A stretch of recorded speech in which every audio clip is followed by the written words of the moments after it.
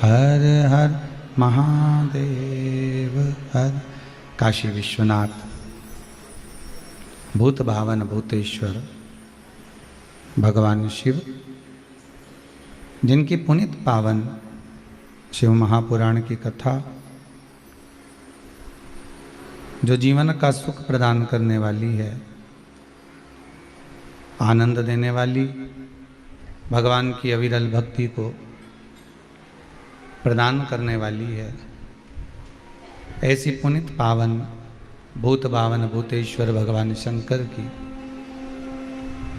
पावन कथा श्रवण करने के लिए अपन सब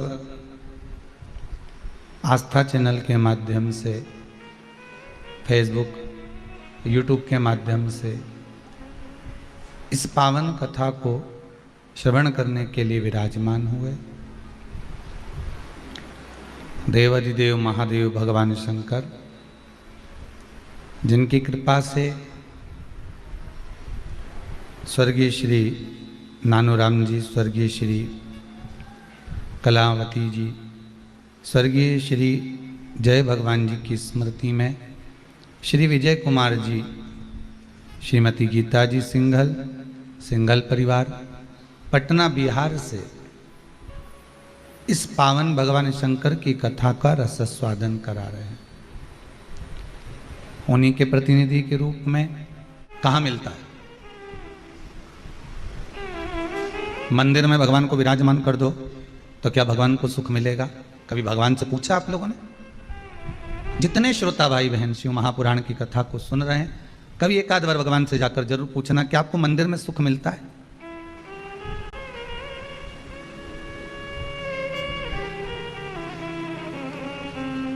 कॉलोनी में मकान बना लो और घर के बुजुर्गों से पूछ लो तुम्हें कॉलोनी में आनंद मिलता है? घर के बूढ़े व्यक्ति से पूछना कि एकांत में कॉलोनी, बिल्कुल इंदौर के एकदम आखिरी में, भोपाल के एकदम आखिरी में, सीहोर के एकदम आखिरी में, और वहाँ कॉलोनी में तुम्हारा मकान बन गया, तुम्हारा भवन बन गया और बंगला बनाया तुमने, जोरदार बनाया ने, क्या जोरदार रूम है, कमरा ममरा सब बनाया, 4 6 8 कमरा ने, हॉल ने, रसोई घर ने, छज्जा ने, सब जोरदार, गार्डन वार्डन। अब जमीन ज़्यादा थी तो अच्छा बना लिया, प्लाट बड़ा था तो बना लिया। पर कभी घर के बुजुर्गों से पूछो, कभी बूढ़ों, जो घर के बूढ़े हो ना बुजुर्ग, उनसे पूछना क्या ये अपन छावनी में रहते हैं, अपन मोहल्ले में रहते हैं, अपन जिस जगह पर रहते हैं, बाजार में रहते हैं, इसको छोड़कर अपन सबको कॉलोनी में चलकर रहना, तो सबसे ज़्यादा बच्चों को तो खुशी हो जाएगी, बहू और बेटे को भी खुशी हो जाएगी, पर घर का जो बुजुर्ग होगा ना उसको प्रसन्नता नहीं होगी। क्यों? क्योंकि उसको घर बड़ा नहीं चाहिए, उसको बंगला बड़ा नहीं चाहिए, उसको तो ये जो आस पड़ोस में रहते हैं, नातेदार, रिश्तेदार, कुटुंब, कबीला, मेरा अपने लोग जो रहते हैं, इनका मन बड़ा चाहिए। इनको बड़े बंगले से कोई मतलब नहीं है, इनको बड़े भवन से या बड़े बंगले से इनको कोई मतलब नहीं है, इनको कोई महत्व नहीं। इनको अगर महत्व है तो केवल जो घर के आसपास में जो लोग रह रहे हैं, घर के नज़दीक में जो निवास कर रहे हैं, बस उनसे मतलब। इनकी प्रथमता, इनका आनंद बस वहीं कि 4 लोग आ जाएं, बातचीत हो जाए और मैं आराम से सबसे मिल लूँ, हॉस्पिटल भी पास में हो और मालूम पड़े कहीं कोई दवाई केंद्र हो, कोई भोजन केंद्र हो तो सब नज़दीक में होगा तो मैं दौड़ दौड़ के चली जाऊंगी, अकेली भी रह लूंगी, फिर कोई दिक्कत नहीं। कोई भगवान से पूछे एक बार जाकर, आप सबसे भी निवेदन है कभी एक बार भगवान से जाकर बात करना हो कि भगवान से पूछना, भगवान आपको मंदिर ज़्यादा पसंद है कि मनुष्य का मन ज़्यादा पसंद है? भगवान क्या जवाब देंगे? बोलो, जम के बोलो जरा, जितने आस्था पर कथा सुन रहे हो, भगवान क्या जवाब देंगे? भगवान से पूछा जाए कि तुम्हें मंदिर ज़्यादा प्रिय है कि मनुष्य का मन, हृदय ज़्यादा प्रिय है? पसंद क्या है तुम्हें रहने के लिए? तो भगवान कहेंगे अगर मुझसे पूछते हो तो मुझे तो मनुष्य का मन पसंद आता है कि जिसके भीतर मैं बैठ जाऊं। तो भगवान से पूछा कि तुम्हें मनुष्य का मन क्यों पसंद आता है? तो भोलेनाथ जी बोले, मंदिर में मनुष्य की चलती है और मन में मेरी चलती है, मन में मेरी चलती है।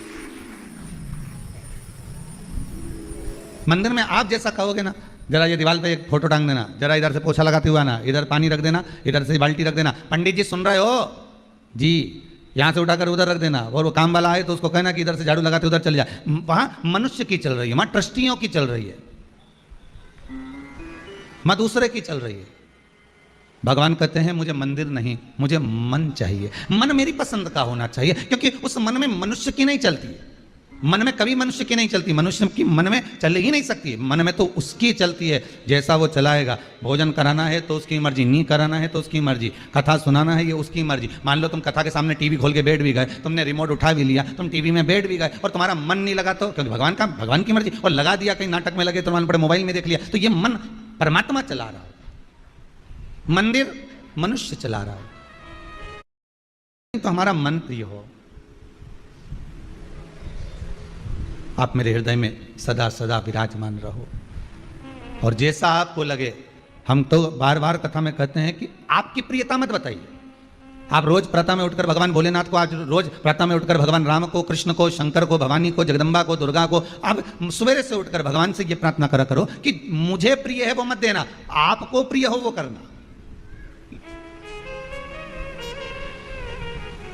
क्योंकि हम बच्चे हैं, अगर बच्चों, और एक बच्चे को आप ले गए टॉफी की दुकान पर, एक बच्चे को ले गए किराने की दुकान पर, और दुकान वाले ने कहा आज मैं बड़ा प्रसन्न हूं, मैं बड़ा प्रसन्न, आज ये बर्नियां रखी हैं टॉफी की, तुम्हारे साथ में जो छोटा बच्चा आया उससे निवेदन है कि इसमें से टॉफी निकाले। छोटा बच्चा कितनी टॉफी निकालेगा?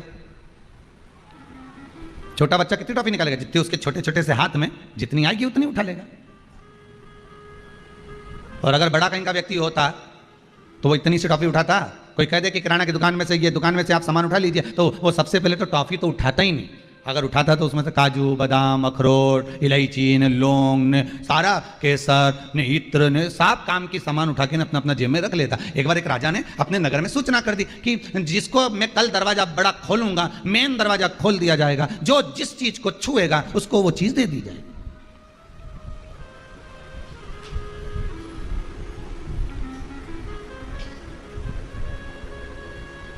कल मैं बड़ा दरवाजा खोलूंगा, जिसको जो अच्छा लगे उसको छू लेना, स्पर्श कर देना, उसको वो मिल जाएगा।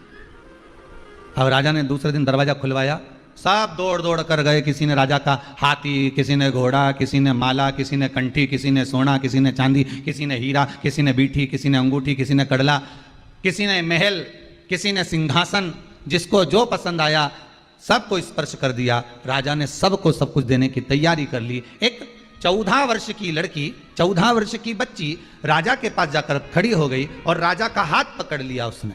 राजा का हाथ पकड़ा तो राजा कहता है तुम मेरा हाथ पकड़ के यहाँ क्यों खड़ी हो बेटा? एक काम करो, इतना सारा सामान है, तुम भी कुछ छीलो, तुम भी कुछ स्पर्श कर लो, जिससे तुम स्पर्श करोगी तो तुम्हें वो वस्तु मिल जाएगी, तुम्हारा बुढ़ापा आराम से निकल जाएगा, तुम्हारी जिंदगी आराम से निकल जाएगी। तुम वस्तु को छुओ। तुम मुझे स्पर्श क्यों करी हो? तुम मेरा हाथ क्यों पकड़ी हो? तुम जाओ और वस्तु का स्पर्श करिए, जाओ और वस्तु को छुओ।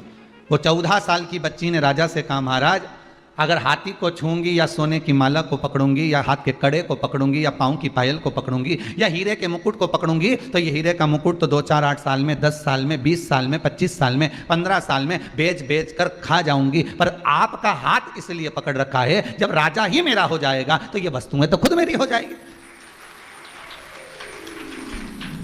संसार का हर व्यक्ति वस्तु पकड़ने का प्रयास कर रहा है, संसार का हर व्यक्ति वस्तु छूने का प्रयास कर रहा है। हे भगवान, मुझे इतना बड़ा प्लाट है उसमें मकान बना दो, हे भगवान मुझे कहीं से मकान दिला दो, हे भगवान बहू को छोरा हो जाए, हे भगवान ऐसा हो जाए, हे भगवान वैसा। भगवान से हम जो मांग रहे हैं केवल हम वस्तुओं को छू रहे हैं, पर हमने भगवान से ये नहीं कहा। भगवान बोले बाबा बहुत दिन हो गए, तुम मेरा घर का रास्ता भूल गए हो, चलो आज कुबेर भंडारी, एक कुबेरेश्वर महादेव, बहुत दिनों से तुम यहाँ रह रहे हो, एक काम करो ना, अब हमारे घर चलिए, हमारे पास चलिए, चलो अपन अपने घर चलते हैं, थोड़ा दिन अब हमारे यहाँ पर निवास करना, चलो हमारे साथ।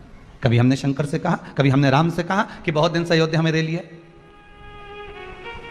ओरछा की रानी, ओरछा में निवास करने वाली वो रानी भगवान राम के मंदिर पर अयोध्या में जाती है और अयोध्या में जाकर कहती है मुझे राम को लेकर जाना। अब राम को लेकर जाना है तो राम कहां मिलेंगे? कुछ नहीं खाया अयोध्या की उस ओरछा की रानी ने, भोजन तक नहीं किया, पानी नहीं पिया, अयोध्या के सरयू के घाट पर बैठी रही, भगवान से विनय करती रही कि मैं तुम्हें लेने के लिए आई हूं ओरछा में। भगवान प्रकट हो गए, क्या चाहती हो रानी? रानी कहती है तुम्हें अयोध्या से छोड़कर ओरछा चलना है। ओरछा हम क्यों जाएं? हम यहाँ के राजा हैं। रानी कहती चिंता मत करो, वहां के भी राजा बना देंगे आपको, हाँ तो चलो। हम चलेंगे तो सही, पर हमारी मूर्ति को तुमने कहीं रख दिया तो वो उठेगी नहीं। ठीक है, रानी गोदी में लेकर भगवान राजा राम को लेकर चली और ओरछा में पहुंची। नगर में खूब आतिशबाजी हुई, खूब नगर में डोंडी बंधी, खूब उत्साह हुआ कि आज रानी भगवान राम को लेकर आ गई। आज अवध का राजा आज ओरछा का राजा बन रहा है।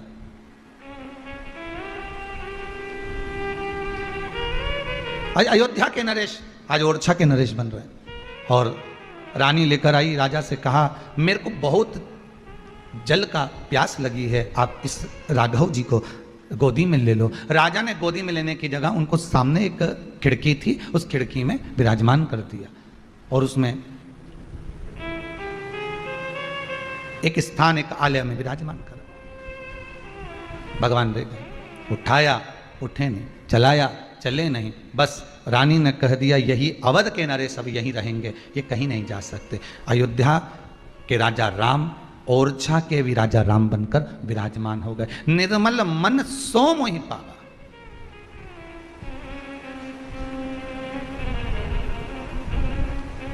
शिव अकेले नहीं आते हैं। आपके मन में अगर भगवान बैठा है तो अकेला नहीं बैठा है। आप कभी भगवान से जाकर निवेदन तो करो एक आध बार, आप कभी भगवान से जाकर प्रार्थना तो करो कि बहुत दिन हो गए उज्जैनी रहते रहते, बहुत दिन हो गए काशी रहते रहते, बहुत दिन। चलो उज्जैनी छोड़ो भोलाना,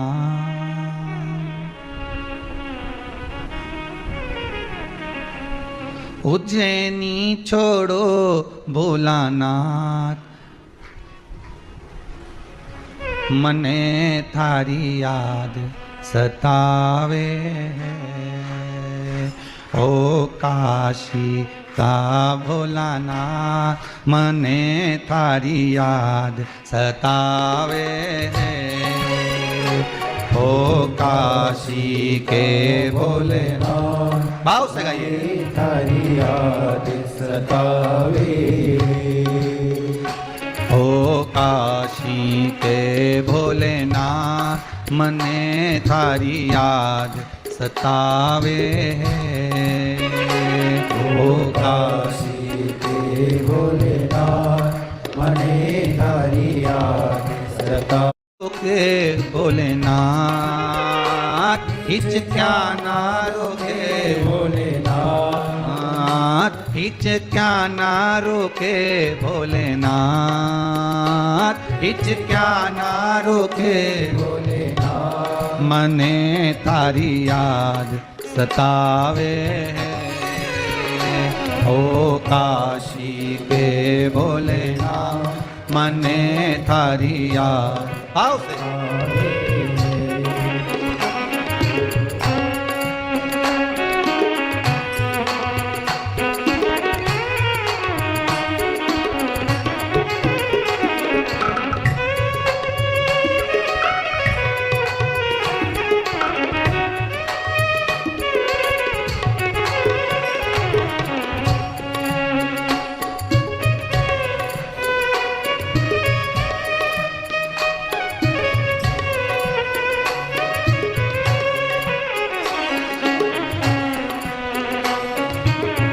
भाव से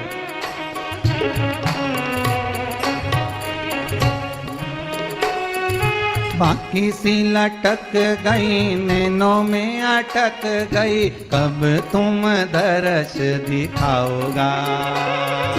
बाकी सी लटक गई, नैनों में अटक गई, कब तुम दर्श दिखाओगा। बाकी सी लटक गई, नैनों में अटक गई, कब तुम दर्श दिखाओगा। बाकी सी लटक गई, नैनों में अटक गई, कब तुम दर्श दिखाओगा।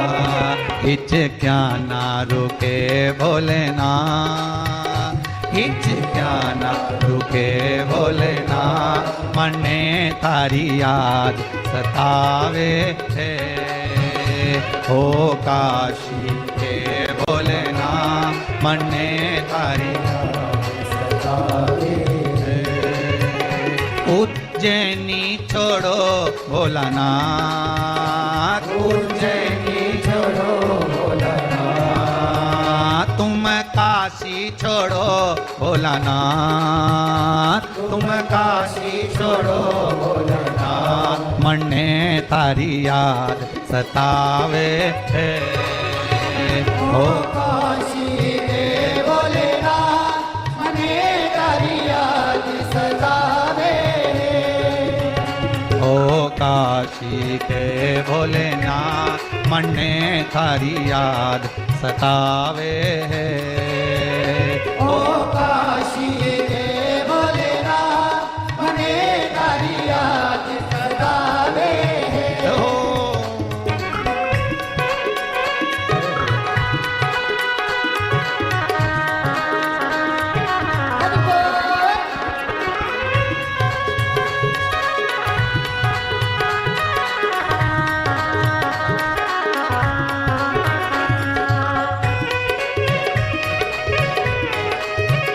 बोले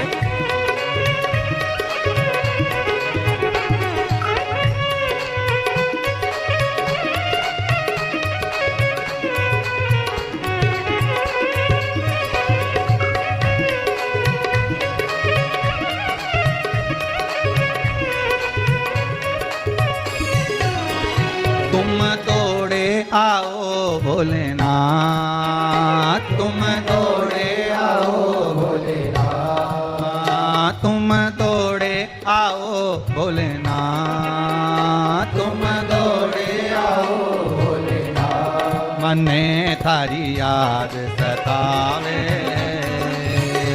ओ काशी के भोलेनाथ, मने तारी याद सतावे। ओ काशी के भोलेनाथ, मने थारी याद सतावे। ओ काशी के भोलेनाथ, मने तारी याद सतावे। उज्जैनी छोड़ो भोलानाथ, उज्जैनी छोड़ो भोलानाथ, तुम काशी छोड़ो भोलानाथ, तुम काशी छोड़ो भोलानाथ, मने थारी याद सतावे। ओ काशी के भोलेनाथ, मने तारी याद सतावे। ओ काशी के भोलेनाथ, मने थारी याद सतावे। ओ काशी के भोलेनाथ।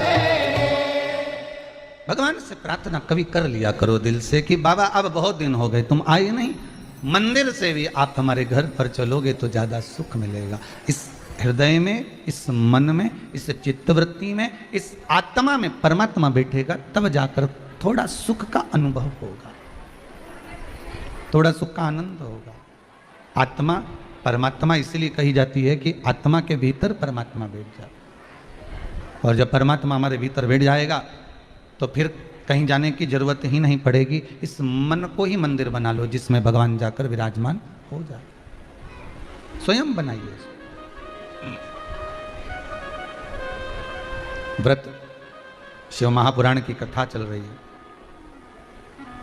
और व्रत शिव महापुराण की कथा का सबसे बड़ा महत्व अगर आप समझेंगे तो यही समझेंगे कि उपवास करा आपने, पर उस उपवास में, उस व्रत में आप शरीर को कष्ट दे रहे हो। इंद्रियां आपकी डोल रही है, वो भगवान में नहीं जा रही।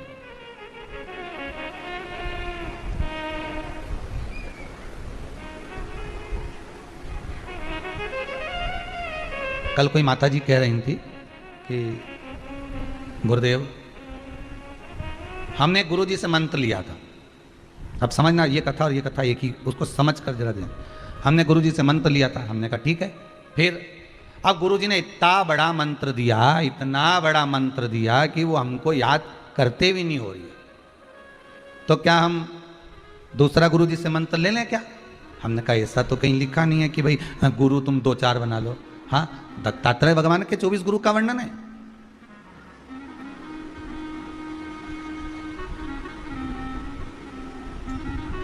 वो चलेगा, पर यहाँ दूसरा गुरु बनाओ, ये हम नहीं कर सकते।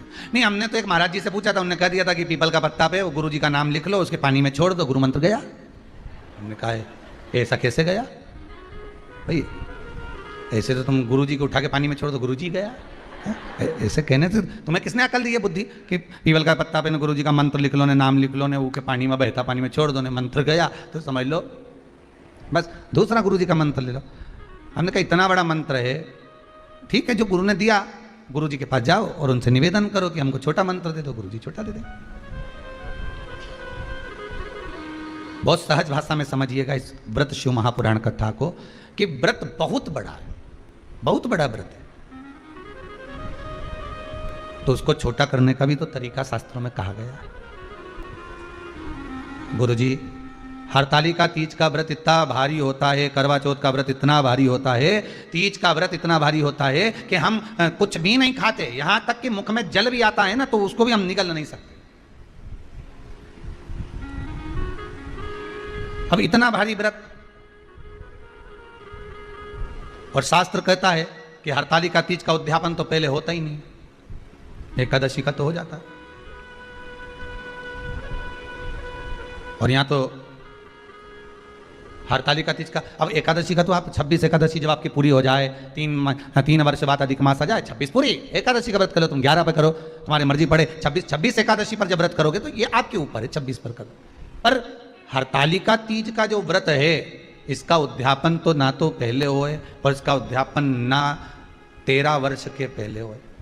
इसका उद्यापन तो जब तक कन्या हो, चाहे स्त्री हो, चाहे नारी हो, चाहे पुरुष हो, हरतालिका तीज का अगर उसको उद्यापन करना है तो 13 वर्ष तक तो आपको व्रत करना ही पड़ेगा, उसके बाद ही इसका उद्यापन होता है।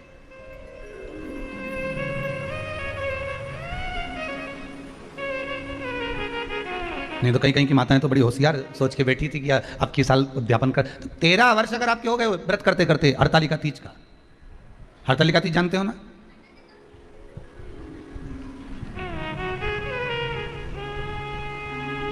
तेरह वर्ष अगर आपके हो गए भगवान की भक्ति को धारण करते करते, 13 वर्ष अगर आपके हो गए हैं भगवत स्मरण करते करते, उसके बाद में आप बड़े प्रेम से, बड़े आनंद से आप व्रत का उद्यापन करो, कोई मना नहीं। पर यदि आप उद्यापन कर रहे हो और आपका मन है कि मुझे उद्यापन करना ही है, तो 13 वर्ष तक जिस भाव से आप भगवान का व्रत कर रहे हो, साधना कर रहे हो, स्मरण कर रहे हो, उसी भाव से आप उसको करें।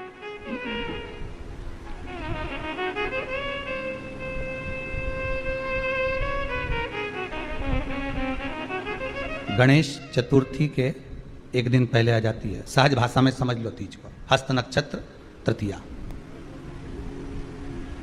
उसमें सबसे ज्यादा जरूरी है हरतालिका तीज का पूजन अगर आप कर रहे हो, और हरतालिका तीज का अगर आप स्मरण कर रहे हो, तो उसमें सबसे ज्यादा अगर कुछ जरूरी है तो शंकर भगवान जहां विराजमान होते हैं उनके ऊपर उनकी 5 कन्याओं का होना जरूरी है। मतलब ऊपर फुलेरा बंधना जरूरी। फुलेरा का मतलब जानते हो, एक शंकर भगवान नीचे विराजमान है और ऊपर जो जलाधारी बनती है ना, तो जलाधारी की जगह पर शंकर भगवान की हरतालिका तीज के दिन जब नारियां पूजन करती हैं, माताएं पूजन करती हैं, कन्याएं पूजन करती हैं, तो उस पर जलाधारी की जगह फुलेरा बनता है, मतलब फूल की मालाएं उसमें लटका दी जाती है। अब कितनी माला लटकाना चाहिए? प्रयास करना चाहिए कम से कम 5 माला उसमें होना जरूरी है, और 5 से ज्यादा भी लटकाओगे चलेगा, पर 5 से कम नहीं होना चाहिए फुलेरा। 5 कौन कौन है ये? जया, विषहरा, सामरीवारी, दौतली, देव। शंकर भगवान की 5 बेटी। इससे अधिक अगर आप लटका रहे हो तो शंकर भगवान की और भी बेटियों का व्याख्यान है। मनसा है, अशोक सुंदरी है, ये शंकर भगवान की पुत्रियां। नर्मदा जी का स्मरण आ जाता है, नर्मदा है। तो ऐसा बेटियों का तो आप ज्यादा लटकाओगे चले जाएगा, पर कम नहीं। जैसे हरतालिका तीज का जो उद्यापन होता है, उद्यापन में सबसे मुख्य चीज क्या होती है कि जो भी आप वस्तु दान दे रहे हैं, जो भी आप वस्तु समर्पित कर रहे हैं, हरतालिका तीज के उद्यापन में जो भी सामग्री आप दे रहे हैं वो 5 होना चाहिए। जैसे फुलेरा का वर्णन किया कि फुलेरा 5 माला से ज्यादा होगा चलेगा, पर 5 से कम नहीं, अधिकता में।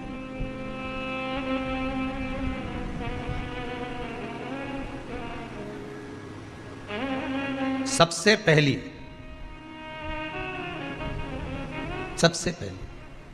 हरताली का पूजन, भगवान शिव की आराधना किसने करी थी? माता पार्वती। और पार्वती जी ने किससे पूछी थी? पार्वती जी को किसने बताया था कि तुम ये पूजन करना, तुम ये स्मरण करना? हस्त नक्षत्र आए तब आप शंकर भगवान के शिवलिंग का निर्माण करना, पूजन करना, अर्चना करना, ये किसने बताया? किससे पूछा गया? कौन बताएगा इसे? तो कहा जब माता पार्वती का उमा रूप में दर्शन हुआ, जब माता पार्वती उमा बनकर प्रकट हुई, तब भगवान महेश के पास में बैठकर पार्वती जी ने एक प्रश्न किया था। पार्वती जी भगवान शिव से एक प्रश्न कर रही, महेश भगवान से एक प्रश्न कर रहे, भोलेनाथ प्रभु शंभु शंकर, हे दयालु करुणा सागर, कृपा करने वाले त्रिकालदर्शी कैलाशी, हे शिव करुणा करिए और मुझे आप इतना सा बता दीजिए कि मैं जितनी जन्म लूं, मैं इस मृत्यु लोक में जितनी बार आऊं, मैं इस भूमि पर जितनी बार जन्म लूं, अवतरण हो मेरा, जन्म हो मेरा, मैं जितनी बार प्रकट हूं इस पृथ्वी पर, आप मेरे पति बनकर मुझे मिले, उसके लिए मैं क्या कर सकती हूं? मैं क्या करूं?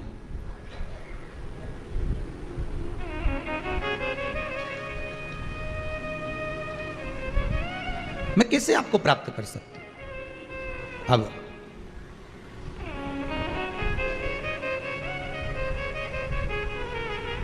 जैसे सबसे पहली करवा चौथ की पूजन किसने करी थी? बोलते जाओ जरा जल्दी। कोई आपसे प्रश्न कर लेगा कि आप हर साल करवा चौथ का पूजन करती हो, चलनी में मुंडा भी देखो है, चलनी में मुख भी देखती हो, दिया भी लगाती हो, करवा भी भरती हो, पूजन भी करते हो, तो सब पूजन करी किसने? चलनी में मुंडा भी देखो है, चलनी में मुख भी देखती हो, दिया भी लगाती हो, करवा भी भरती हो, पूजन भी करते हो, तो सबसे पहली करवा चौथ की पूजन करी किसने थी? तो शास्त्र कहता है सबसे पहली करवा चौथ की पूजन माता द्रौपदी ने करी थी। किसने करवाई थी? तो कहा भगवान कृष्ण ने करवाई थी। क्यों करवाई थी? तो कहा अर्जुन द्रौपदी को छोड़कर नीलगिरी पर्वत पर तप करने चले गए थे, और नीलगिरी पर्वत पर जब अर्जुन तप करने के लिए गए, घोर तप अर्जुन ने करा। अब अर्जुन ने तप करा तो इसको द्रौपदी को कहीं से सूचना मिल गई कि दुर्योधन ने अपनी 2 अक्षौणी सेना अर्जुन को मारने के लिए भेजा है। अब व्यक्ति अगर नेत्र बंद करके बैठा है, साधना में बैठा हुआ है, तप में बैठा हुआ है, अपनी भक्ति में बैठा हुआ है, और कोई आया पीछे से और उसने वार कर दिया, तो किसको मालूम पड़ेगा? कौन जानेगा? अब अर्जुन अगर तप साधना में बैठे हुए हैं और द्रौपदी का पति अर्जुन अगर तप साधना में बैठा और पीछे से अगर दुर्योधन आक्रमण कर रहा है 2 अक्षौणी सेना के साथ, तो कौन जान सकता? तो भगवान कृष्ण दौड़ कर गए द्रौपदी के पास में। द्रौपदी द्रौपदी द्रौपदी ने ठाकुर जी के चरण पकड़ लिए, तुरंत हाथ जोड़कर बोली प्रभु क्या बात है, आप बताओ क्या हो गया? भगवान बोलने लगे द्रौपदी तुझे कुछ मालूम है? द्रौपदी बोली नहीं प्रभु, क्या हो गया बताइए आप मुझे, तुझे मालूम नहीं? दुर्योधन ने 2 अक्षौणी सेना अर्जुन को मारने के लिए नीलगिरी पर्वत पर भेजी। नीलगिरी पर्वत पर? हाँ, तो वहां तो अर्जुन तप करने गए हैं, साधना करने के लिए गए हैं, वहां तो अर्जुन भगवान की भक्ति को धारण करने के लिए गए। तो द्रौपदी ने कहा अर्जुन अगर भगवान की भक्ति को धारण करने के लिए गए हैं और दुर्योधन ने अगर सेना भेज भी दी है, तो क्या मेरे पति की रक्षा वो परमात्मा नहीं करेगा जिसका वो स्मरण कर रहा है, जिसका वो पूजन कर रहा है, जिसकी वो भक्ति को धारण कर रहा है? भगवान मन में सोचे वो गया तप कर रहा है, उसी चक्कर में तुम्हें तेरे पास आया, भगवान ही आया है ना दौड़ के, दूसरा कोई तो नहीं आया ना।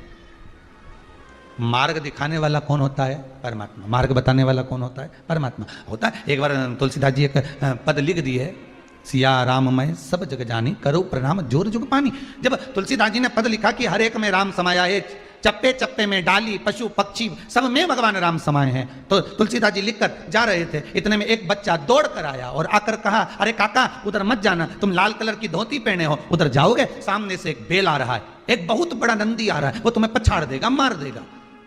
इतने में तुलसीदास जी ने कहा तुझे मालूम नहीं बेटा, मैंने अभी चौपाई लिखी है सिया राम मैं सब जग जानी, अभी मैंने चौपाई लिखी सब में राम है, तो बेल में भी तो राम होगा, नंदी में भी तो राम होगा, वो मुझे नहीं मारेगा। तुलसीदास जी आगे बढ़े, बेल ने सींग से उठाया, तुलसीदास को पटक दिया, और बाबा तुलसीदास जी को जैसे ही पटका, तुलसीदास जी दौड़ कर गए, सीधे पहुंचे गंगा के घाट पर, कलम उठाई, जो चौपाई लिखी थी उसको काटने लगे। इतने में हनुमान जी महाराज आकर खड़े हो गए, काट मत देना,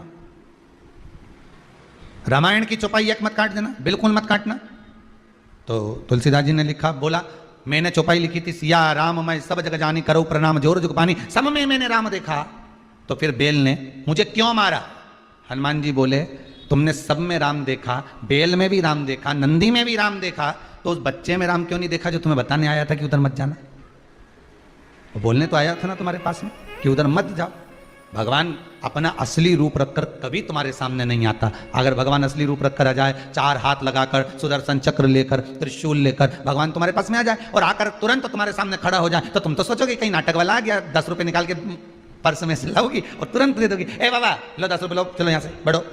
तो भगवान कभी ऐसा रूप रखकर नहीं, असली स्वरूप में तो भगवान आता ही नहीं है। भगवान तो आपका कोई अपना बनकर, कोई रिश्तेदार बनकर, जब तुम्हारा कोई काम अटका हुआ है और वो काम तुम्हारा तुरंत हो गया, किसी के माध्यम से हो गया, तो उसको धन्यवाद देना परमात्मा को कि तू रूप रखकर आ गया, तूने स्वरूप बदल लिया, आज कार्य को सफल कर दिया।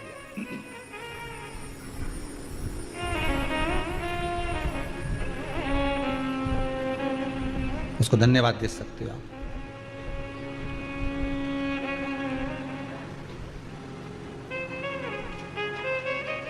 उस परमात्मा को साधुवाद दीजिए कि आपने रूप रखकर आप मेरे पास में पहुंचे हो आज। ये आप ही की कृपा, आप ही की दया। और कृपा की न होती जो आदत तुम्हारी, तो सोनी रहती अदालत तुम्हारी। गरीबों के दिल में जो जगह तुम न पाते, तो किस दिल में होती इबादत तुम्हारी। दया की न होती जो आदत तुम्हारी। किस रूप में आ जाए, कब तुम्हारे पास पहुंच जाए, कैसा रूप रख कर आ जाए, भरोसा नहीं। और आएगा, काम करके चला जाएगा। आपको लगेगा मेरे चाचा जी के लड़के ने करा, मेरे मौसा जी के लड़के ने करा, मेरे काका जी थे वो तो फोन उठा लिया उनने और जरा सी देर में ब्लड की व्यवस्था कर दी। वो तो मेरी जीजी बहुत अच्छी है, बुरा वक्त में हमारे सामने आ जाए। वो तो हमारा काका का छोरा ऐसा, एक फोन लगाऊं ने तुरंत आ जाए। हो वो काका का छोरा नहीं आ रही है, वो जीजी नहीं आ रही, न बुआ आए, न जीजी आए, न काका आए, न नाना आए, न पापा आए, न बुआ आए। ये तो वो इशारा करता है, पुतले की तरह उठाकर तुम्हारी को नचाता है और तुम्हारे पास भेज देता है। और उसका ऐसे तो तुम फोन लगाओ तो उठाए नहीं, पर एक जरा सा कुछ हुआ और तुमने फोन लगाया ना, डॉक्टर उठा ले तो तुम्हें लगे कि लगे, नहीं तो डॉक्टर सबके लाइन लगी रहे, उनके पास तो काम कितना। और एक फोन करा मैंने और जरा से में उठा लिया, उन्होंने बता दिया और मेरा बेटा ठीक हो गया। मतलब वो है, मतलब वो है। एक किसी माता ने लिखा है,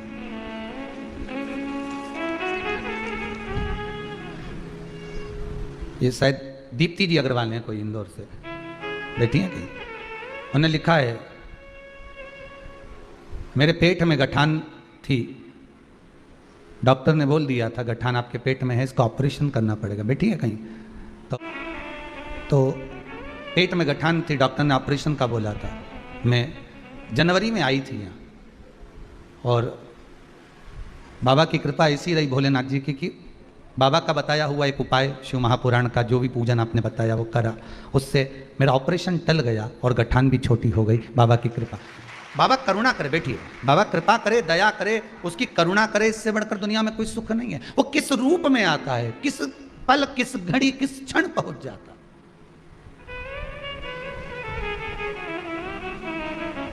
कल भी कथा में कहा था, आज फिर कहते हैं, ना तो यहां से कोई दवाई दी जाती है, ना कोई भभूति दी जाती है, ना कोई मौली, ना घंटा, ना कोई तिलक, ना कोई छापा। आप कहीं जाओगे तो वहाँ तिलक छापा भी लग जाएगा, ना भभूति भी मिल जाएगी, ना सब मिल जाएगा, ना मौली भी मिल जाएगी, ना बांधता फिरो नहीं, यहाँ कुछ नहीं। यहाँ तो बस भगवान का आप कथा सुन रहे हो, टीवी के माध्यम से कथा सुनो, आस्था चैनल के माध्यम से कथा सुनो, घर बैठ कर सुनो, बस इतना याद रखना, आहूं में असर होगा, मेरा बाबा बुला लेगा। तुम रूठे रहो भोले, हम तुम्हें मना लेंगे। आहों में असर होगा, घर बैठे बुला लेंगे। तुम कहते हो भोले हमें काशी प्यारी है। जितने आस्था पर कथा सुन रहे प्रेम से बोलो, तुम कहते हो भोले हमें काशी प्यारी है। एक बार तो आ जाओ, काशी भी बना देंगे। एक बार तो आ जाओ, काशी भी बना देंगे। तुम रूठे रहो भोले, हम तुम्हें मना लेंगे। तुम रूठे रहो भोले, हम तुम्हें मना लेंगे। आहों में असर होगा, आहों में असर होगा। घर बैठे बुला लेंगे, आहों में असर होगा। घर बैठे बुला लेंगे।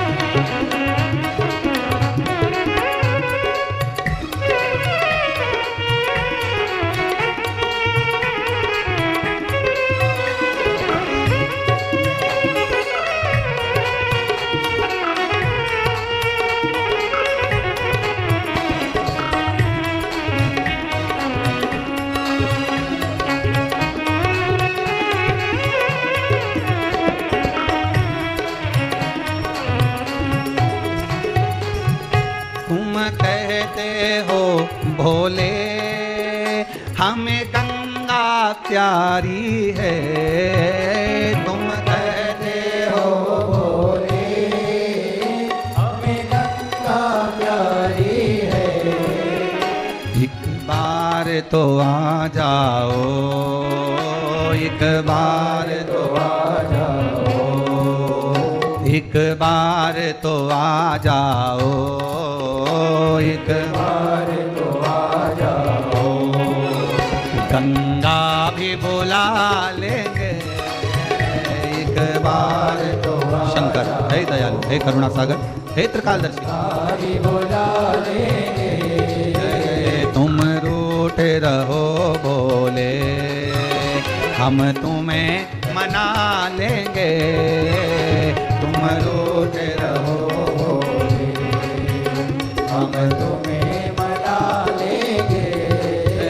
आहों में असर होगा, घर बैठे बुला लेंगे। आहों में असर होगा, घर बैठे बुला लेंगे। तुम रूठे रहो भोले, तुम रूठे रहो भोले। अगर भाव शुद्ध है, निर्मल आपकी भक्ति है, और भाव अगर आपका शुद्ध है, निर्मल भक्ति है आपकी, तो भगवान आ जाएगा। आपको ना तो कोई डोरा बांधना पड़ेगा, ना आपको कोई भभूति खाना है, ना आपको कहीं जाना है। आप तो दिल से उसको पुकार लो, वो तुम्हारे पास दौड़ कर आ जाएगा, पर रूप बदल कर आएगा। तुम्हारा काका जी बन के, ने नाना जी बन के, ने बुआ जी ने फूफा जी बन के, ने चाचा जी ने पापा जी सब बन के आएगा। रूप रख कर आएगा, तुम्हें लगेगा कि ये हमारा काका जी ने बहुत बड़ा काका जी है। तुम्हें लगेगा हमारा मामा जी ने फोन नहीं उठाया, उठवाया उसने। रूप रख कर आ गया, स्वरूप।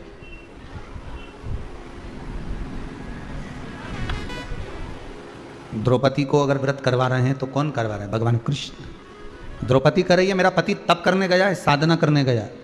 और अगर मेरे पति अगर तप साधना करने गए हैं तो उसकी रक्षा भी तो भगवान को ही करना चाहिए। मान लो अगर तप साधना करने गए हैं तो रक्षा भी तो मेरा भगवान ही करेगा। तो भगवान कृष्ण मन में सोचे, मैं ही तो खड़ा हूं, मैं स्वयं तो खड़ा हूं।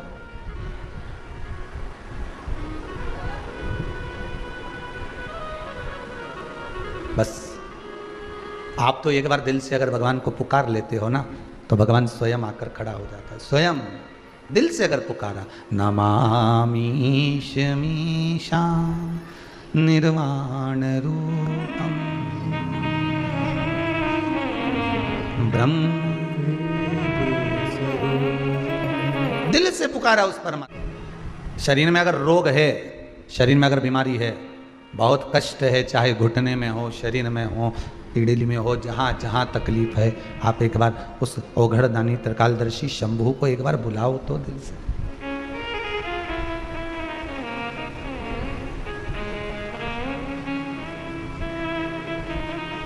उसको आप बोलो, मेरे राम को, मेरे कृष्ण को, मेरे शिव को एक बार दिल से पुकारो तो।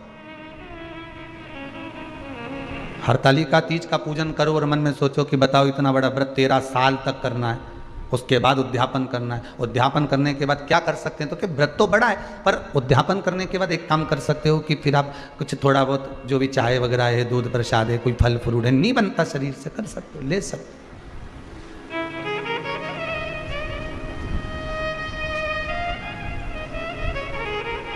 तो सबसे पहले करवा चौथ का व्रत किसने करा था? माता द्रौपदी ने। किसने करवाया था?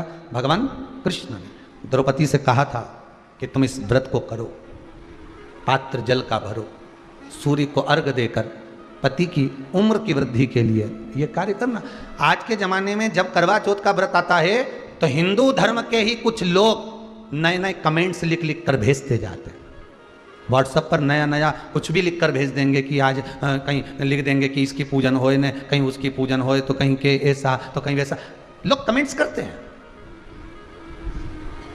हमारे ही लोग मैसेज बना लेते हैं, एक ग्रुप में भेज देते हैं, उस ग्रुप से उठाया दूसरे ग्रुप में चले गया, दूसरे ग्रुप से तीसरे ग्रुप में चल गया। ये हम अपने धर्म की हंसी उड़ा रहे हैं, दूसरे के धर्म की नहीं।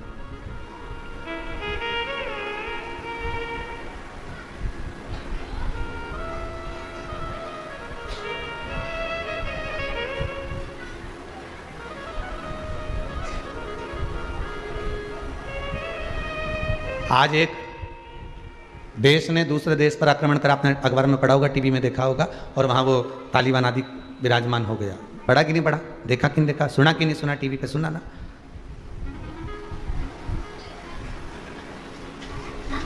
कारण क्या था कि जितने उस में निवास करने वाले थे उस देश में, उनका आपस में प्रबलता बल नहीं था।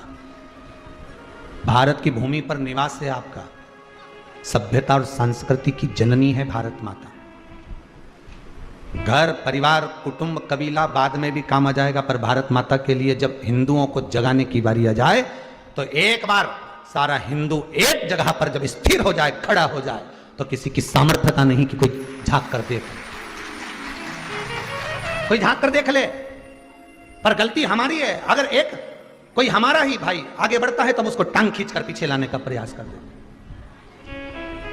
धर्म को जब जोड़ने की बारी आती है तो हम उसको तोड़ने का प्रयास कर देते हैं, और हम सोचते हैं कि हम सबसे बड़े, हम सबसे प्रबल, हम ये नहीं नहीं नहीं, हम तोड़ रहे हैं, जोड़ नहीं रहे।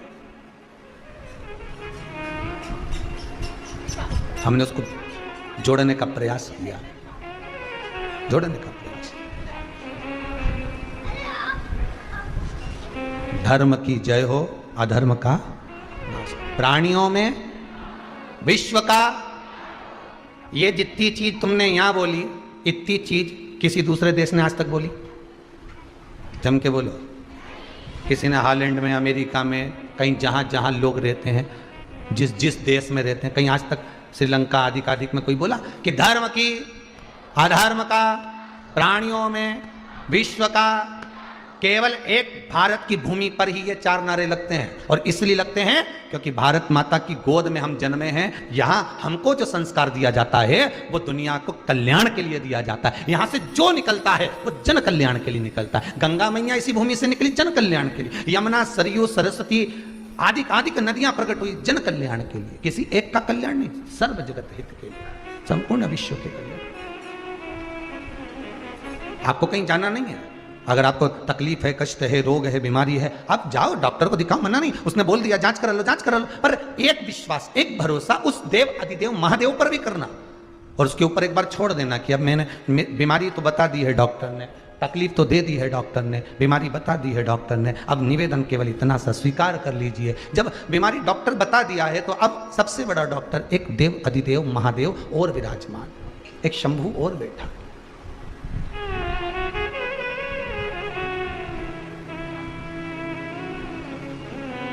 और माना भगवान से अपना दोष भी कहना कि माना हम दोषी हैं, कि माना के मैं पतित बहुत हूँ, माना हम पतित हैं, माना हम दोषी हैं, पर पतित पावन तेरो नाम, ओ शंभु त्रिपुरारी। बस तेरा नाम भी तो पतित पावन है, हम पतित हैं तो तू पतित पावन है। द्रौपदी ने भगवान कृष्ण से कहा, अगर मेरे लिए आप कह रहे हो, आप बोल रहे हो कि मेरा अर्जुन मेरा पति मत तब साधना करने के लिए गया है, आप कह रहे हो कि तब साधना के लिए गया हुआ है।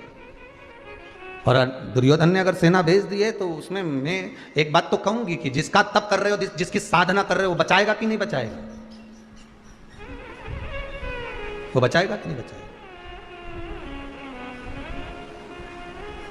महाराज भगवान कहते क्यों नहीं बचाएगा। शिव महापुराण की कथा में बड़ा सुंदर संवादिक लिखा है, यदि व्यक्ति 24 घंटे भगवान का नाम नहीं ले, मात्र एक क्षण भगवान का यदि वो नाम ले लेता है, कितना क्षण, एक क्षण भगवान का नाम ले लेता है और प्रतिदिन एक क्षण ही नाम ले रहा होता है, तो भी भगवान की दृष्टि से वो दूर नहीं होता, भगवान के वो करीब हो जाता है, दूर नहीं है।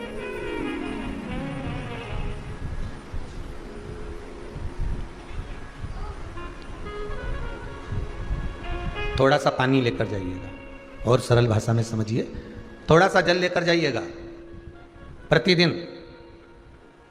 एक भूमि ऐसी देख लेना, ना वहां पर पौधा हो, वहां पर पौधा भी नहीं हो, ना वहां पर घास लग रही हो, ना वहां दूबा लग रही हो, एक जमीन ऐसी देख लो, इतना पानी रोज ले जाकर एक ही जगह पर रोज डालना प्रतिदिन, ना वहां पर घास हो, ना वहां पौधा हो, ना वहां पर कुछ बीज हो, तुम रोज पानी डालना, अपने आप वहां पर कुछ ना कुछ तो अंकुरित हो ही जाएगा। और प्रैक्टिकल करने में क्या जाता है भाई, सियोर वाला महाराज बोला है तो प्रैक्टिकल तो करो कि एक जगह ऐसी ढूंढ लो जहां पर मिट्टी में कोई बीज भी नहीं है, कोई पौधा भी नहीं है, कोई दुर्बा भी नहीं, कोई घास भी नहीं। हम तो रोज थोड़ा सा पानी ले जाकर डालो, रोज पानी ले जाकर डालोगे तो वहां कुछ ना कुछ तो अंकुरित हो ही जाएगा, कुछ ना कुछ तो थोड़ा ना थोड़ा अंकुरित हो जाएगा, कुछ निकल ही जाएगा, कुछ एक छोटा सा पौधा निकलेगा जरूर, एक घास निकले, एक दुर्बा निकले, कुछ भी निकले, पर निकलेगा, वो निकलेगा जरूर, प्राप्त जरूर होगा। उसी तरह आप रोज रोज एक बार अगर परमात्मा को याद कर रहे हो, रोज रोज अगर भगवान को एक बार आप स्मरण कर रहे हो, तो ये पक्का है कि प्रेम का अंकुरित, प्रेम का कोई पौधा और भगवान की करुणा और आशीर्वाद का पौधा प्रकट जरूर हो जाएगा, ये पक्का है। आप उसका स्मरण तो करो।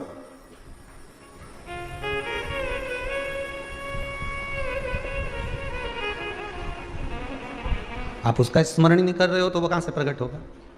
आप तो जादू के चक्कर में पड़े हो कि कहीं मेरे को ऊपर ऐसा हो जाए और तुरंत मेरा काम, नहीं नहीं नहीं, उसका नित्य प्रतिदिन भगवान का स्मरण कर कर देखिए, प्रतिदिन उस परमात्मा का नाम जाप कर कर देखिए, प्रतिदिन उस परमात्मा का स्मरण कर कर देखिए, तब वो प्रकट तो हो जाएगा, कैसे भी करो।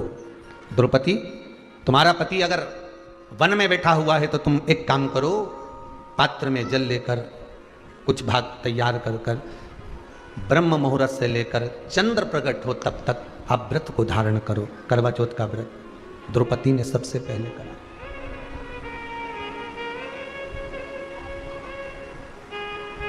जिस कामना से सेना गई थी दुर्योधन की, कहते हैं द्रौपदी ने जब व्रत धारण कर लिया था और जो सेना कामना लेकर गई थी कि अर्जुन को मार देना है, एकांत में मालूम पड़े अर्जुन जहां तप कर रहे थे वहां किसी प्रकाश को देखा गया, इतना तेज प्रकाश था कि उस प्रकाश की गर्मी जो होती है, प्रकाश होता है तो गर्मी होती है, पर उस प्रकाश की ठंडक इतनी थी कि जितने अर्जुन को मारने के लिए गए थे वो सब की सब वापिस आ गए, पुनः वापिस। आपने अगर कोई व्रत करा है हरतालिका तीज करा हो, सोमवार करा हो, मंगलवार करा हो, बुधवार करा हो, गुरुवार, शुक्रवार, शनिवार, चतुर्थी, पंचमी, छठ, कोई भी व्रत अगर आप कर रहे हो, वो व्रत का पुण्य छिन्न नहीं होगा। किसी ना किसी पल, किसी ना किसी घड़ी, किसी ना किसी क्षण वो तुम्हारे सामने आ जाएगा। कल एक हमारे एक परिचित में एक शर्मा आंटी आई थी, वो कह रही थी गुरुदेव ऐसा हो गया, मेरे यहाँ इतनी तकलीफ चल रही है, तो क्या मैं पूजन करना छोड़ दूं, क्या मैं उपास छोड़ दूं, क्या मैं व्रत छोड़ दूं? तो तकलीफ होगी तो क्या खाना छोड़ दोगे? अरे बोलो तो जम के जरा, नहीं ना। अगर पेट दुखता है आपका, सिर दुखता है आपका, शरीर में कष्ट होता है आपको, तो आप डॉक्टर के पास जाते हो, वो दवाई भी लिख देता है, उसके बाद भी आप पूछते हो कि नहीं पूछते कि मैं खाऊं क्या क्या? तो डॉक्टर को भी थोड़ी सी तो मुस्कुराहट आई जाती होगी, हंस भी देता होगा कि पेट दुख रहा है तो खाने की क्या जरूरत है, ये दवाई दी है या खा ले। पर नहीं, ये तो सब अलग प्रसंग है, ये तो सब अलग बात है। पर डॉक्टर से तुम पूछते मैं क्या क्या खाऊं, तो डॉक्टर बोला हल्का हल्का खाओ, एकदम लाइट लाइट। तो इसने सोचा हल्का कैसे होगा, तो फिर इसने सोचा पानी तो ठीक है, पानी हल्का होता है, पर पानी से हल्का क्या हो सकता है? तो उसने सोचा इस पे तेल डाल के देखता हूँ। पानी पे तेल डाल के देखा तो तेल हल्का हो गया, मतलब पानी पे तेरे तो हल्का। अब इसने सोचा तेल से हल्का क्या हो सकता है? रोटी बने तो भारी पड़े, पराठा बने तो भारी पड़े। तो इसने रोटी की लोई बना के उसको बेल के पूड़ी जैसा तेल में डाल दिया। अब पूड़ी तेल के ऊपर तेरे, तो पानी के ऊपर तेल तेले तो तेल हल्का, और तेल में पूड़ी तेरे तो पूड़ी हल्की। तो इसने सोचा इससे जोरदार हल्की चीज कुछ नहीं। तो अपनी पत्नी से कहा सुन, डॉक्टर साहब बोले हल्का खाना है।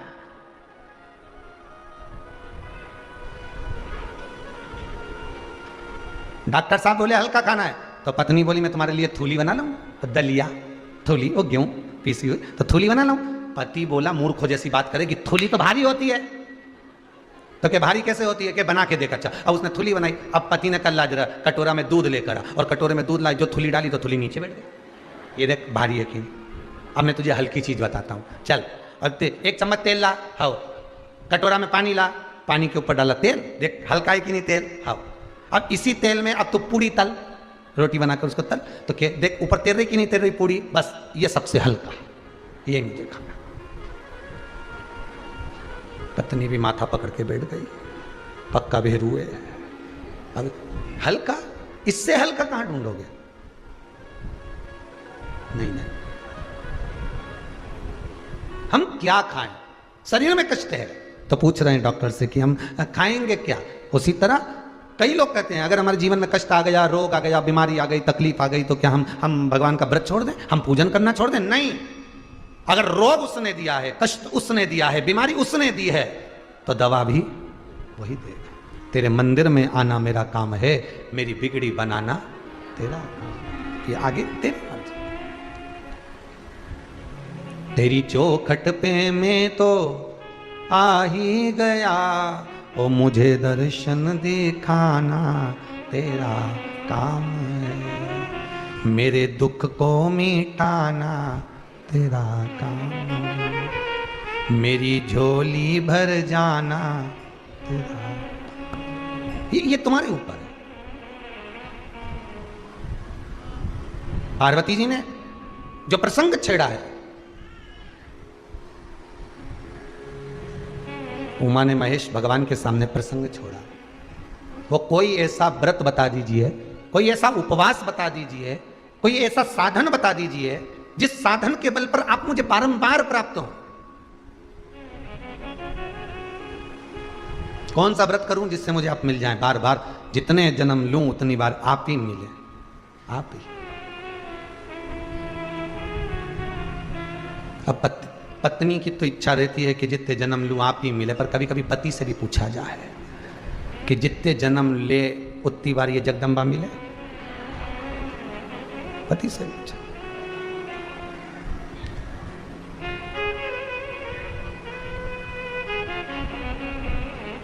तो भगवान भी कह देगा मिलेगी तो यही, पर थोड़ी डिजाइन चेंज कर दूंगा। तो फिर पति भी बोला डिजाइन भले मत चेंज कर दे, पर इसका बुद्धि चेंज कर, और कहीं नहीं चाहिए, डिजाइन तो चलेगी यही है। पर साड़ी वही की वही चलेगी, पर थोड़ा सा पैटर्न चेंज कर दो, नीचे थोड़ी सी गोटा जड़ी लगा दो तो थोड़ी सी ठीक दिखे, बस ये है अच्छी, ठीक है, कई दिक्कत नहीं है, बहुत बढ़िया काम भी सब करे ने, पूरा परिवार के संभाल के चले ने, आगे आगे बढ़ के करे ने, कोई नहीं करे ने, 10-20 का खाना अकेली बना ले, ये अकेली खिला दे, दमदार है, बाजार भी अकेली चली जाए, सब कुछ अच्छा है, इसमें कोई कमी नहीं है, एक रत्ती की कमी नहीं इसमें, फिर क्या दिक्कत है, बस इनमें कई कमी नहीं है, बस वो एक वो जो आधा तोला की है नहीं, बस बेही गड़बड़ है, बाकी कई दिक्कत नहीं है।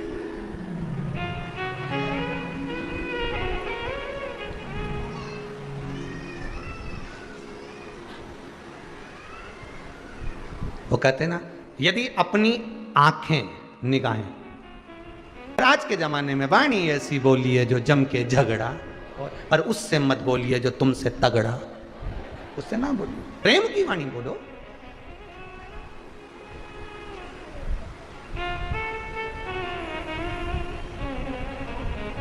करुणा और वात्सल्यता की वाणी बोलिए, स्नेह की वाणी बोलिए। समझने वाला व्यक्ति कुछ भी समझे, पर आपकी वाणी की मिठास तब पूर्ण होना चाहिए। अब समझने वाला तो कुछ भी समझ जाता है। एक दो व्यक्ति जा रहे थे, बेचारे ठंड का समय था, बहुत तेज ठंड पड़ रही, और ठंडी इतनी पड़ रही, और बेचारा पीछे वाला तो हवा में बच जाए, पर जो आगे बैठा था उसको तो बेचारे को ठंड लगे। अब वो पहना था कोट, अच्छा बढ़िया कोट, अब कोट तो पहना था पर उसकी बटन नहीं लग रही थी। अब इसने सोचा क्या करूं, सामने से हवा आ रही, करा क्या जाए, तो इसने बेचारे ने पीछे वाले का कहना माना, और इसने कहा कि एक काम कर, कोट को उल्टा पहन ले। अब ये गाड़ी रोका, रोक के कोट को निकाला, निकाल के कोट उल्टा कर लिया। तुमने भी देखा होगा, कोई कोई पहन लेते। अब आगे से प्लेन हो गया, पीछे से बटन हो गई, कोट उल्टा। 8-10 किलोमीटर चले थे और पत्थर पे गाड़ी चढ़ गई, दोनों नीचे फिका गए। अब दोनों नीचे फिकाए तो कुछ गांव के लोग वहां के मोहल्ले के आ गए, आते से इन्हें उठाया, उठाते से ही इन्होंने बेचारा जो गाड़ी चला रहा था इसको देखा, देख के सब की सब घबरा गए। बेचारा बताओ, वो पीछे वाला तो ठीक है, पर आगे वाले की तो मुंडी बेचारे की उल्टी हो गई। अब सारे ने मिलकर विचार करा, अपन ने अपनी जिंदगी में कोई पुण्य नहीं करा, पर आज एक पुण्य करेंगे, इसकी मुंडी सीधी कर देंगे, इसका जो मुंह है वो सीधा करना है। तो चार ने तो नीचे से पकड़ा और एक ने जो मुंडी घुमाई, अभी तक तो जिंदा था, बापड़ा निपटी गया। ले लोग तो कहते रहेंगे, लोगों का काम है कहना, do your thing, you go girl. The campus women's collection, don't stop for the world, you go girl.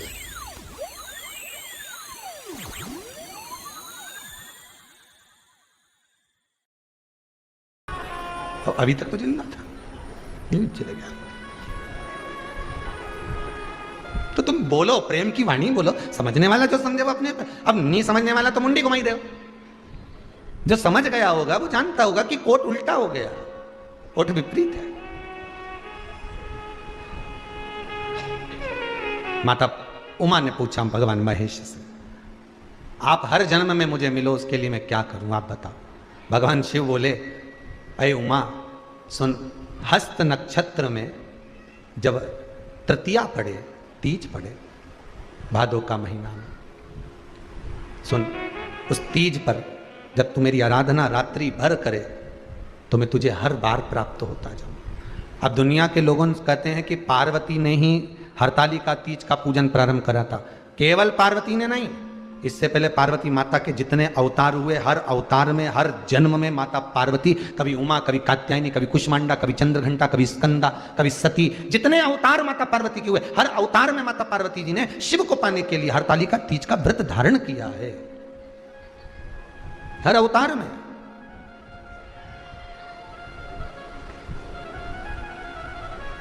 और सती बनकर जब प्रकट हुई, सती बनकर भी उन्होंने जब अवतरण का भाव प्रकट किया, तब उन्होंने व्रत धारण किया। उसके बाद में माता पार्वती बनी गई, और पार्वती बनकर देवऋषि नारद ने उनसे कह दिया, हिमालय राज की नगरी में देवऋषि नारद पहुंच गए, श्रीमन नारायण, श्रीमन नारायण, श्रीमन नारायण।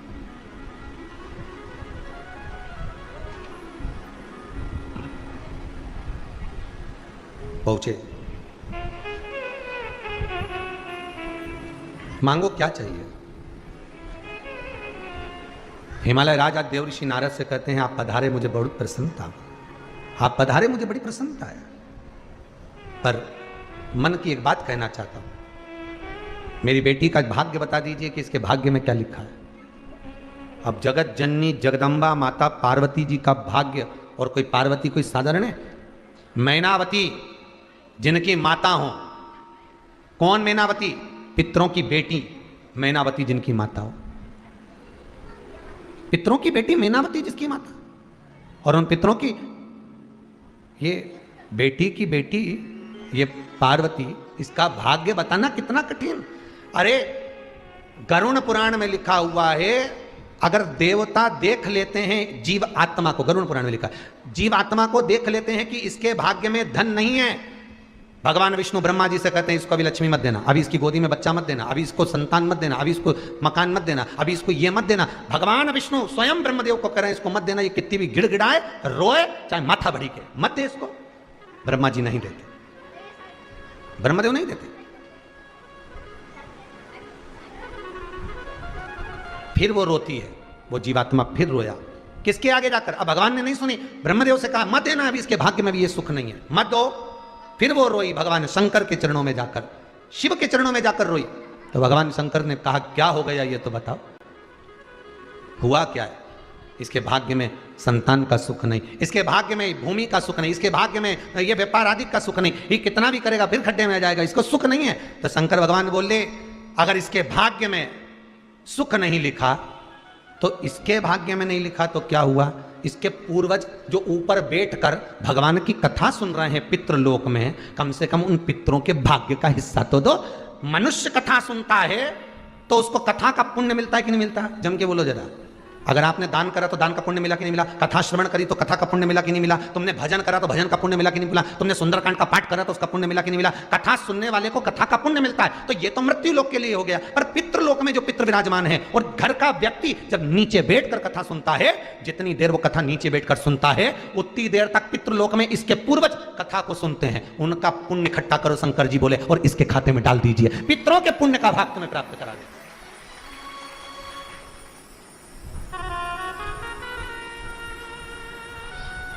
बहुत बड़ी बीमारी बता दी, बहुत बड़ी बीमारी।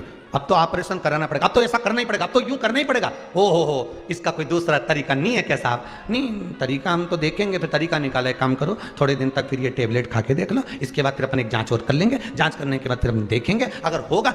अगर तुम डायरेक्ट उसने कहा और तुम चले गए वो बात, पर तुमने कहा डॉक्टर साहब एक प्रार्थना और स्वीकार कर लीजिए कि थोड़ा सा कुछ और देख लीजिए, तो 8 दिन दवाई खा के देखो, फिर अपन जांच कराएं, कुछ होगा देखा जाएगा। उसी तरह जब हर तरह से हताश हो जाओ, दुखी हो जाओ, ना व्यापार, ना व्यवसाय, ना धन, ना दौलत, ना संपदा, ना शरीर, रोग, बीमारी, तुम हर तरह से दुखी हो जाओ, सब दूर भटक लिए, अंत में शिव की शरण में जाओ, शंकर जी से जाकर कहना, तो शंकर कुछ ना कुछ लाइन, गली, क्यारा, कहीं ना कहीं से तुम्हारी गाड़ी को निकाल कर बाहर कर ही देगा, ये पक्का है। भगवान उसे कहीं ना कहीं से निकाल कर कैसे भी करे तुम्हारी गाड़ी को धक्का तो लगवा ही देगा। और बाबा कहीं से भी कराए, पितृलोक से, देवलोक से, कहीं से भी कराएगा, पर दे देगा, उसकी कृपा है, देगा जरूर, खाली नहीं छोड़ता वो, देगा।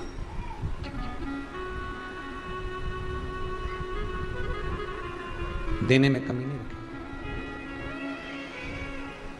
तू ही मेरा सेठ है, तू ही साहूकार है, अब ब्याज पे ब्याज मत जोड़ना, भोले जी मेरी लागी लगन मत तोड़। अब माना हम पापी, हम कपटी, हम छली, अपनी अपनी बुराई गिना दिया करो साहब, रखना नहीं है।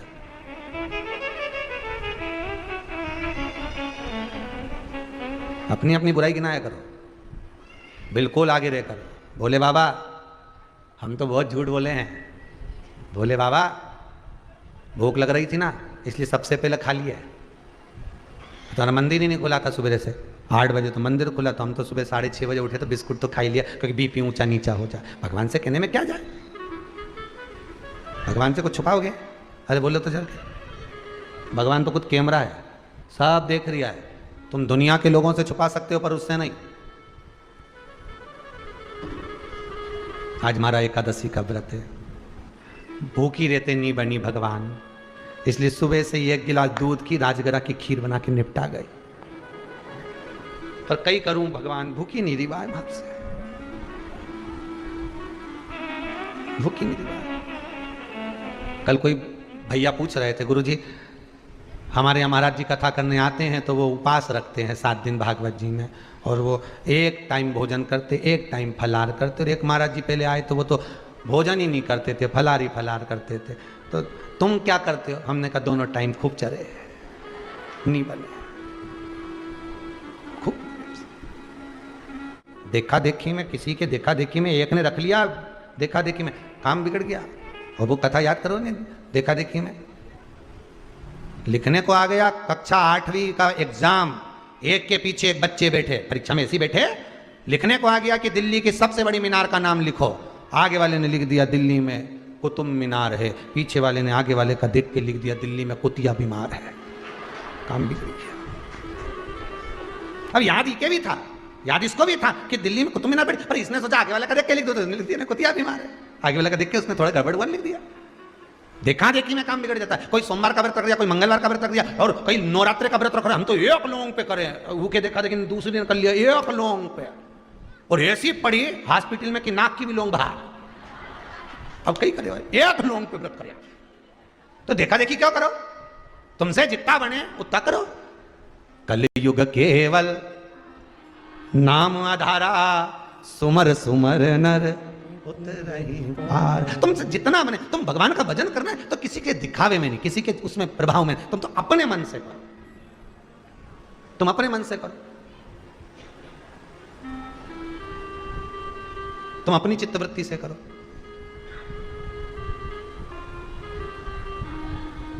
अब आप लोगों ने वो श्रावण के महीने की शिवरात्रि पर शंकर जी की पूजन करी, सबने अपने अपने घरे करी कि नहीं करी? बोलो ईमानदारी, करी ना? तुम्हारे कोई पीला चावल देने गया था क्या? नहीं गया। नहीं कोई बोलने गया? नहीं। तुम्हारे हृदय में शंकर आया, तुमने करी। आज एक माता जी को आई थी, वो कह रही थी गुरुजी कई अनुष्ठान करवाया, कई शंकर जी की पूजन कराई, हमारा तो सारा काम निपटी गया। कहाँ गई? अम्मा बैठी थी, मेरी लड़की का जॉब लग गया ने, उसकी सर्विस ऊंची हो गई ने, ये हो गया। कहीं शिव की भजन में, स्मरण में तुम दिल से अगर कुछ कर रहे हो, दिल से भगवान को पुकार रहे हो, तो वो कहीं पर कोई कमी नहीं रखता। बस उसको मन में बिठाकर, चित्तवृत्ति में बिठाकर, देखा देखी में नहीं। उसने देखा देखी में कुछ करा, अपने को नहीं करना देखा देखी में। देखा देखी में तो सारा काम बिगड़ी जाए, एक भी अच्छा काम नहीं हो देखा देखी में, एक भी नहीं।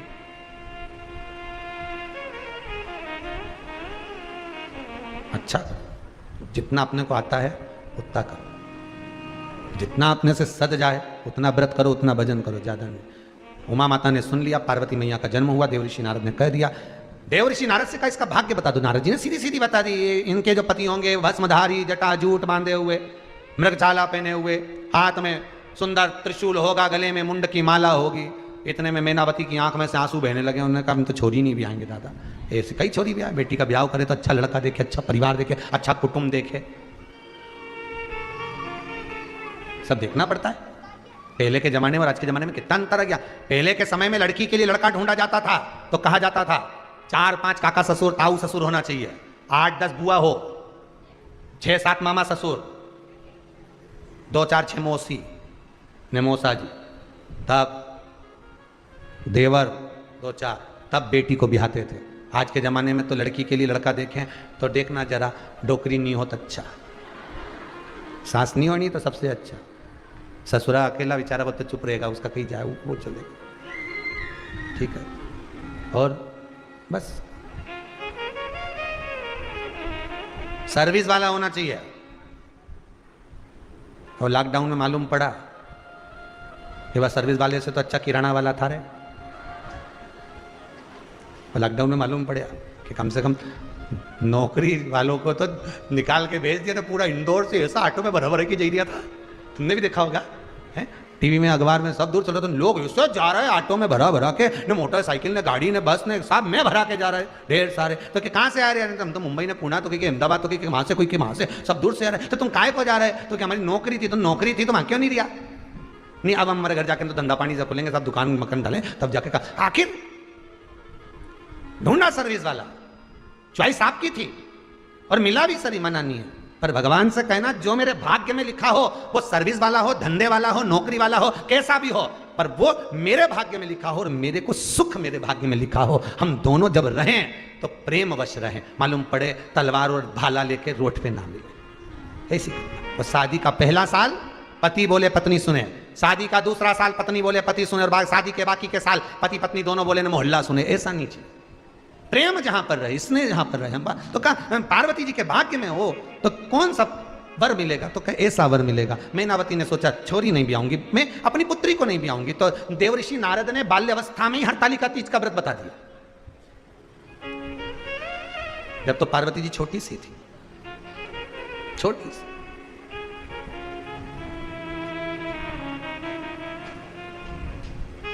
और बता दिया अगर ये कन्या शंकर की आराधना करेगी तो इसको जो पति मिलेगा वो शिव मिलेगा।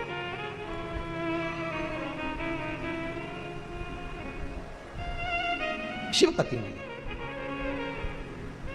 और पार्वती जी ने सुन लिया, समय निकला। हरतालिका तीज का पूजन व्रत कुंवारी कन्या कर सकती है, शादी होने के बाद भी नारी कर सकती है। अंतिम अवस्था तक प्राण छूटे तब तक हरतालिका तीज का व्रत नहीं छोड़ना चाहिए। एक व्रत हमेशा याद रखो, एक एकादशी और एक हरतालिका। हाँ इतना जरूर है, ज़्यादा शरीर बेकार हो गया, बुढ़ापा आ गया, शरीर नहीं साथ दे रहा, तो कुछ फल खा लो, कुछ चाय दूध जूस आप लेकर कर लो। इतना भी नहीं बने, शरीर बहुत ही बेकार हो गया, तो आप एक समय फल का फलहार धारण कर लो, ठीक है। पर हरतालिका व्रत करने वाली माताएं भले उद्यापन कर दे तो उस व्रत को थोड़ा हल्का कर लो। उद्यापन करा मतलब तुमने व्रत को हल्का कर लिया, थोड़ा हल्का कर सकते।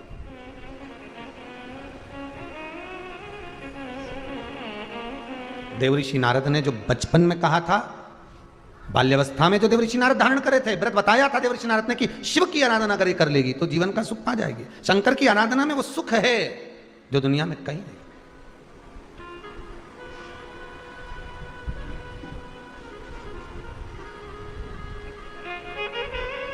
और मंदिर में तो आप जाते हैं तो केवल दर्शन करके आते हैं, बोलो सही है कि गलत है।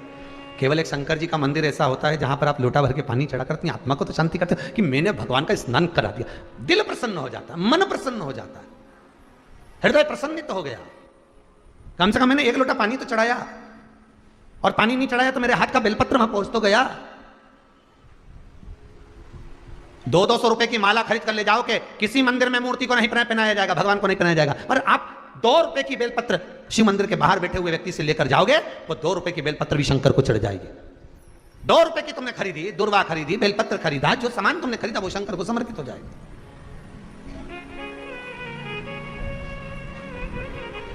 कितनी सुंदर प्रसंग है। पपीता लेकर जाओगे, सेव फल लेकर जाओगे, केले लेकर जाओगे, तो वो भी शंकर जी के पास में जो थाली रखी रहेगी उसमें धर देंगे। पर शंकर जी को जो प्रिय है आंकड़े का फूल, धतूरा, बेर, ये क्या थाली में धरेगा? शंकर जी की भोलेनाथ जी। शंकर जी बोले मेरी चीज मेरे तक आ जाती है, जिनके काम की उनके पास पहुंच जाते हैं। हमारे काम का जो सामान था वो हमारे पास आके, बेलपत्री हमारे काम की, धतूरा हमारे काम का, बेर हमारे काम का, आंख का फूल हमारे काम का, ये सब जो हमारे चीज है हमारे काम की है, हमारे पास आना चाहिए, वो हमारे पास पहुंच गए।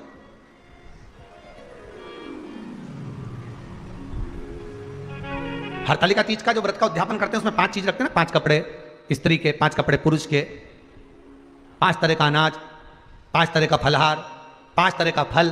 तो 5 तरह का जो फल रखाता है हरतालिका तीज के उद्यापन में, दुनिया के लोग उस 5 तरह के फल को, केला गिन ले, पपीता गिन ले, मौसम्बी गिन ले, और अनार गिन ले, संतरा गिन ले, सब कुछ गिन लेते हैं, पर उस 5 तरह के फल में धतूरे को नहीं गिनते। पर शिव कथा में वर्णन आता है, हरतालिका तीज के उद्यापन में लिखा हुआ है, सबसे पहले 5 फल अगर गिनना है तो उसमें पहले धतूरे को गिनो, क्योंकि शंकर को वो प्रिय होता है, शंकर उसको स्वीकार कर लेता है। और धतूरा शंकर भगवान को क्यों चढ़ाया जाता है, हम भगवान शंकर है, और धतूरा शंकर भगवान को क्यों चढ़ाया जाता है उसका प्रसंग आपको पहले भी कहा, आज फिर कहते हैं। धतूरा जब हम भगवान शंकर को समर्पित करते हैं तो हमारा कोई कार्य अटक रहा होता है, जिस कार्य को बार बार एग्जाम में बैठे हो, बार बार परेशान हो रहा है, बार बार इंटरव्यू देने जा रहे, नहीं हो रहा, एक बार धतूरे को हृदय से, भगवान को प्रेम से, करुणा सागर मेरे शंकर को दिल से एक बार वो धतूरा भगवान से विनती कर कर उसको चढ़ाओ तो सही, भगवान तुम्हारा कार्य सफल कर देगा। और दिल से चढ़ाना, हृदय से, मन से, चित्तवृत्ति, इस मन के अनुसार शंकर को समर्पित करिए, हृदय से।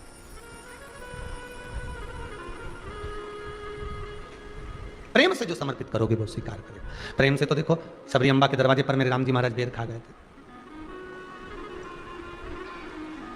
प्रेम वश। कहते हैं प्रेम से प्रभु, कहते हैं प्रेम से प्रभु, छिलके भी खा गए, शबरी के झूठे बेर भी खाते रहा करो। दर्शन के नैन बांवरे दर्शन दिया करो, भक्तों के घर भी सांवरे आते रहा करो। प्रेम वश भाव से बुलाओगे क्यों ना आएगा।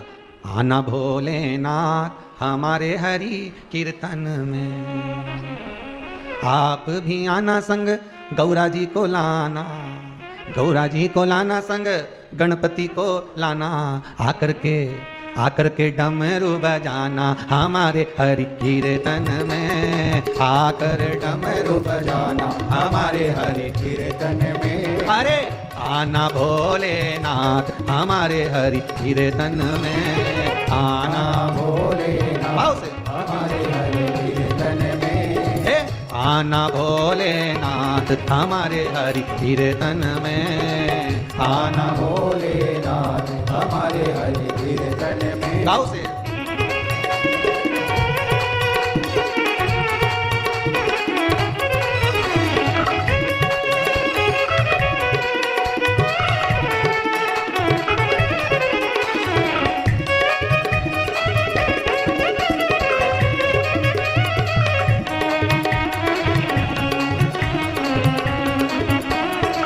आप भी आना संग राघव जी को लाना, आप भी आना संग राघव जी को लाना, आप भी आना संग राम जी को लाना, आप भी आना संग राम जी को लाना, ओ राम जी को लाना मेरे राम जी को लाना, आप भी आना संग राम जी को लाना, आप भी आना संग राम जी को लाना, आकर के तरस दिखाना हमारे कीर्तन में, आकर के तरस दिखाना हमारे हरि कीर्तन में। अरे आना भोलेनाथ हमारे हरि कीर्तन में, आना भोलेनाथ। आओ प्रेम से आनंद से ताली से बजते हुए करुणा सागर का स्मरण करते हुए बड़े भाव से हे शंभु हे कृपालु हे कैलाश हे अविनाशी हे शिव हे ओम हे दयालु हे दाता।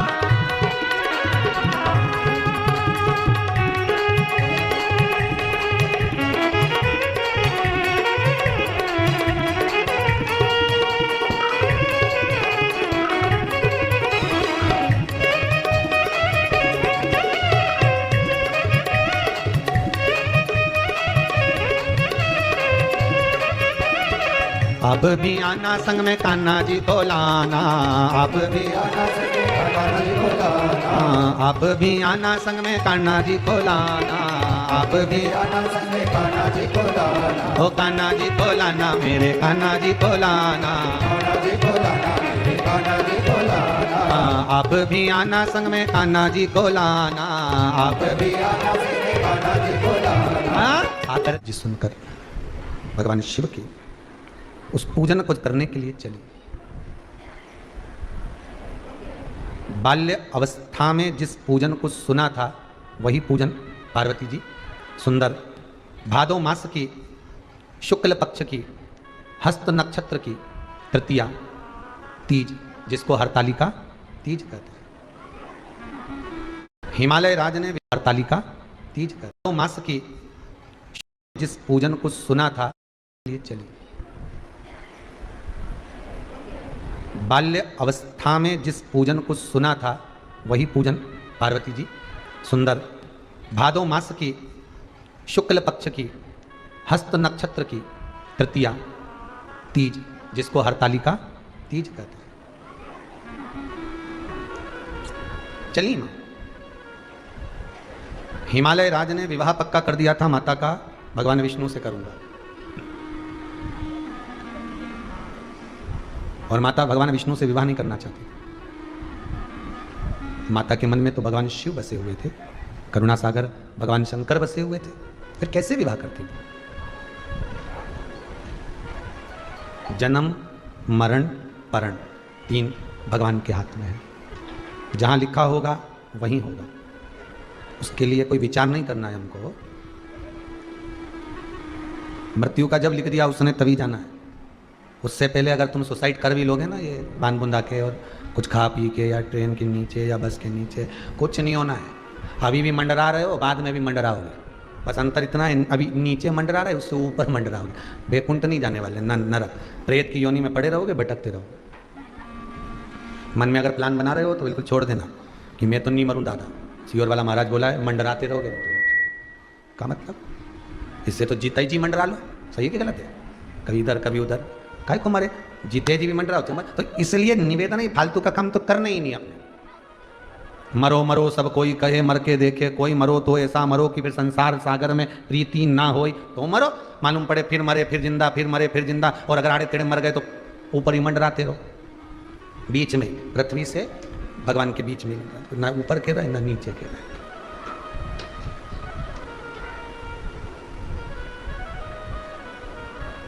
किसी किसी के साथ ऐसा होता है, माता पिता से झगड़ा कर कर बेटी किसी अन्य वर से विवाह कर लेती है, या बेटा उस कन्या से विवाह कर लेता है।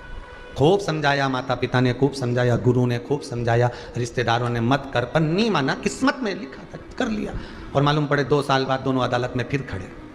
अब हमें को देना ही नहीं साथ। मंडरा है, पहले भी मंडरा है, ऊपर भी जाने के बाद क्या मतलब? हरे भजन भोले बाबा का करते रहोगे तो संसार सागर से तरते रहोगे। ये मौका मिला है, मनुष्य की देह मिली है, मानव का शरीर मिला है, बड़ी मुश्किल से प्राप्त होता है। मानव का शरीर का समझो कि कितना मुश्किल से मिला है, कि भगवान भी पृथ्वी पर माता के गर्भ से जन्म लेने के लिए तरसते हैं। वो शरीर तुमको मिला, कोई साधारण मिला है? जब इस मनुष्य शरीर को पाकर कोई भगवान की कथा सुनता है ना, भगवान का भजन करता है ना, दान करता है, पुण्य करता है, संकीर्तन करता है ना, तो देवता उनको भी ईर्ष्या होने लगती है तुम्हारे भजन से। कितना भजन कैसे कर रहा है, दान पुण्य कैसे कर रहा है, नाम जाप कैसे कर रहा है, नाम स्मरण कैसे कर रहा है, नाम कीर्तन कैसे कर रहा है। इंद्र भी सोचते हैं कि भजन में कैसे डूबेगा। मनुष्य का शरीर बड़ी मुश्किल से मिलता है, और मिल गया, और उसमें साथ भजन मिल जाए, उसके साथ में भजन मिल जाए, कथा मिल जाए, सत्संग मिल जाए, संकीर्तन मिल जाए, नाम स्मरण मिल जाए, बड़ा मुश्किल। पार्वती मैया ने सोच लिया कि पिताजी भगवान विष्णु से विवाह करना चाहते हैं। ये अपनी सहेली के साथ एक गुफा में प्रवेश कर गई, आई।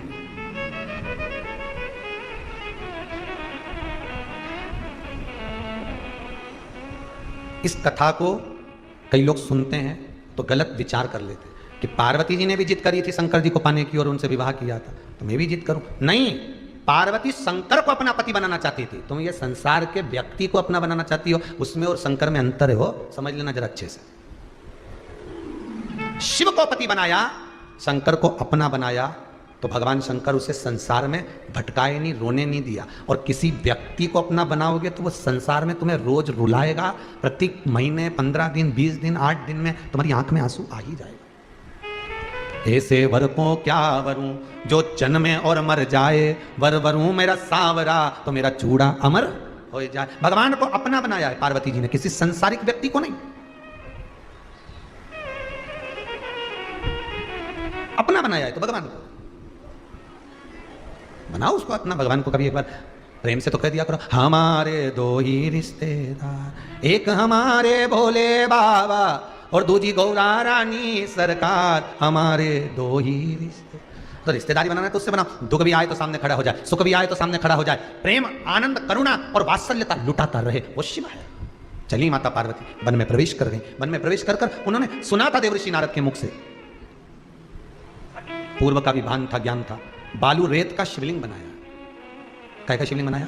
बालू रेत, बालू का शिवलिंग बनाया।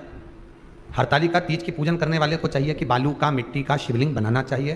फुलेरा जो बनाया गया है ऊपर शंकर जी के ऊपर लटकाने के लिए, टांगने के लिए, उसके नीचे शिव पार्वती गणेश जी की सुंदर बालू की मूर्ति बना लेना चाहिए। पार्थिव लिंग का निर्माण कर लेना चाहिए। शिव की आराधना करना चाहिए।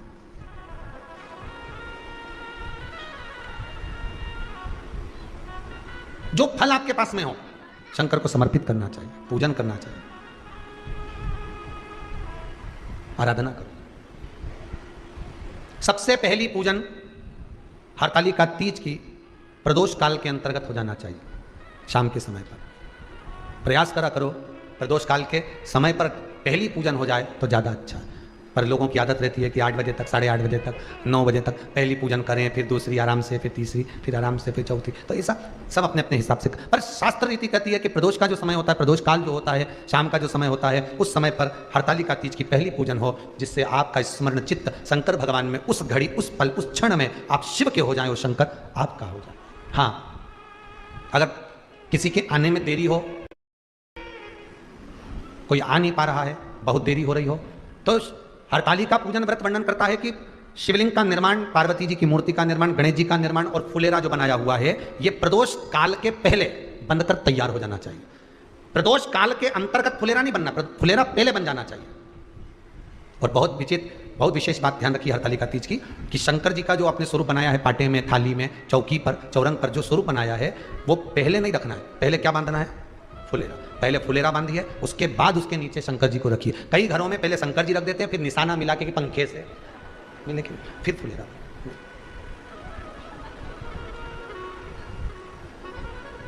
हरतालिका तीज व्रत का वर्णन स्वयं शंकर भगवान ने भी पार्वती को इस कथा को सुनाया है। आप जब हरतालिका तीज की कथा सुनेंगे, पढ़ेंगे, आपके घर में अगर किताब होगी तो उसमें आप स्मरण करेंगे, तो उसमें भी वर्णन आता है। शिव से पार्वती जी पूछ रही हैं कि मैं आपको बार बार प्राप्त हुई हूं और आप मुझे बार बार प्राप्त हुए, ऐसा कौन सा व्रत है जिसके बल पर आप मुझे मिले हो? तो शंकर भगवान कहते हैं वो है हरतालिका व्रत। हस्त नक्षत्र में जो तृतीया पड़ी है भादो के शुक्ल पक्ष, उसके फल से मिले। अब जो हरतालिका तीज का पूजन करते हैं तो उनके लिए हो गया। अब दूसरे के लिए भी सुन ले।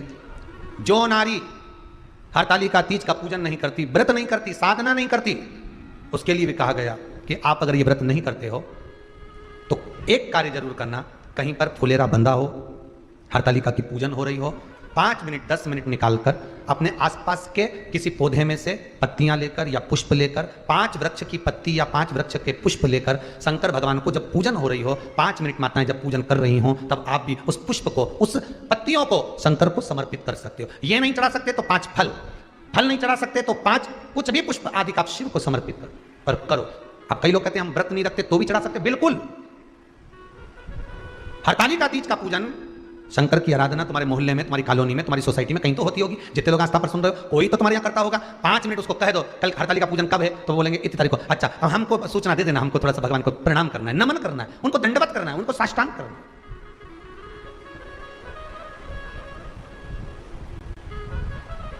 क्यों चढ़ाया जाता है, किस लिए चढ़ाना चाहिए?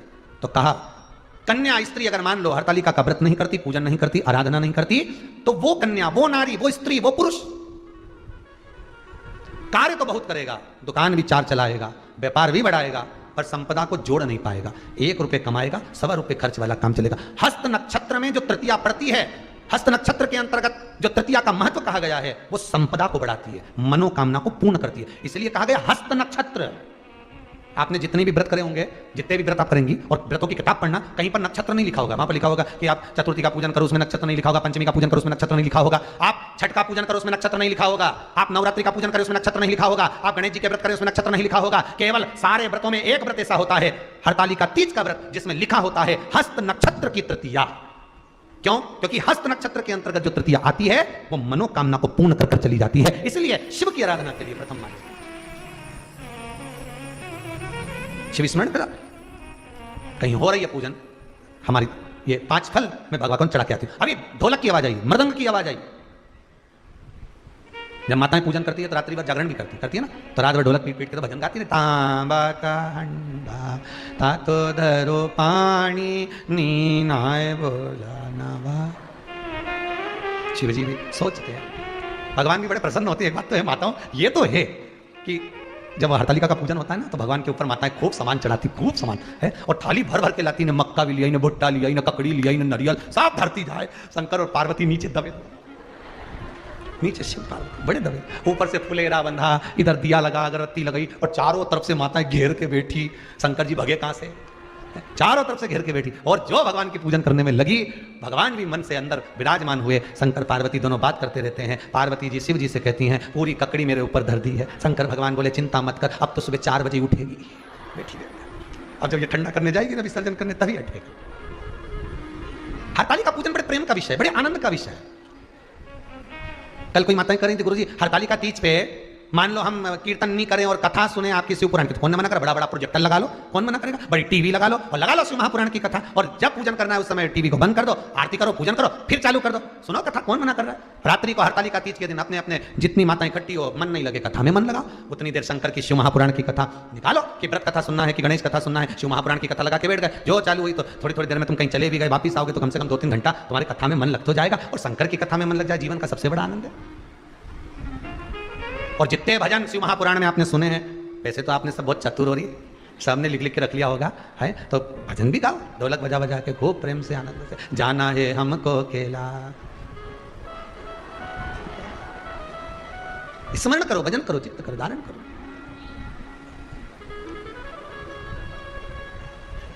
और इस मन को, इस चित्त को जितना भगवान के भजन में लगा सकते हो उतना लगाओ। कहा हस्त नक्षत्र में किया गया दान, हस्त नक्षत्र के अंतर्गत तृतीया के दिन किया गया पुण्य, हस्त नक्षत्र में तृतीया के दिन किया गया श्रृंगार, हस्त नक्षत्र में तृतीया के दिन करा गया अपना सुंदर सिंदूरा, भगवान का आनंद प्रदान कर देता, अखंडता देता। और मान लो गुरुदेव हमारी कॉलोनी में, हमारी सोसाइटी में, हमारे मोहल्ले में कहीं हरताली का व्रत हो ही नहीं रहा हो, कहीं फुलेरा बंधा ही नहीं हो, तो शंकर जी के जितने मंदिर होते हैं कहीं ना कहीं तो फुलेरा बनता होगा शिव जी के ऊपर, तो वहां जाकर भी आप समर्पित कर सकते हो। पर प्रयास करना कि उस दिन शिव जी के ऊपर फुलेरा होना चाहिए, जलाधारी नहीं, फुलेरा।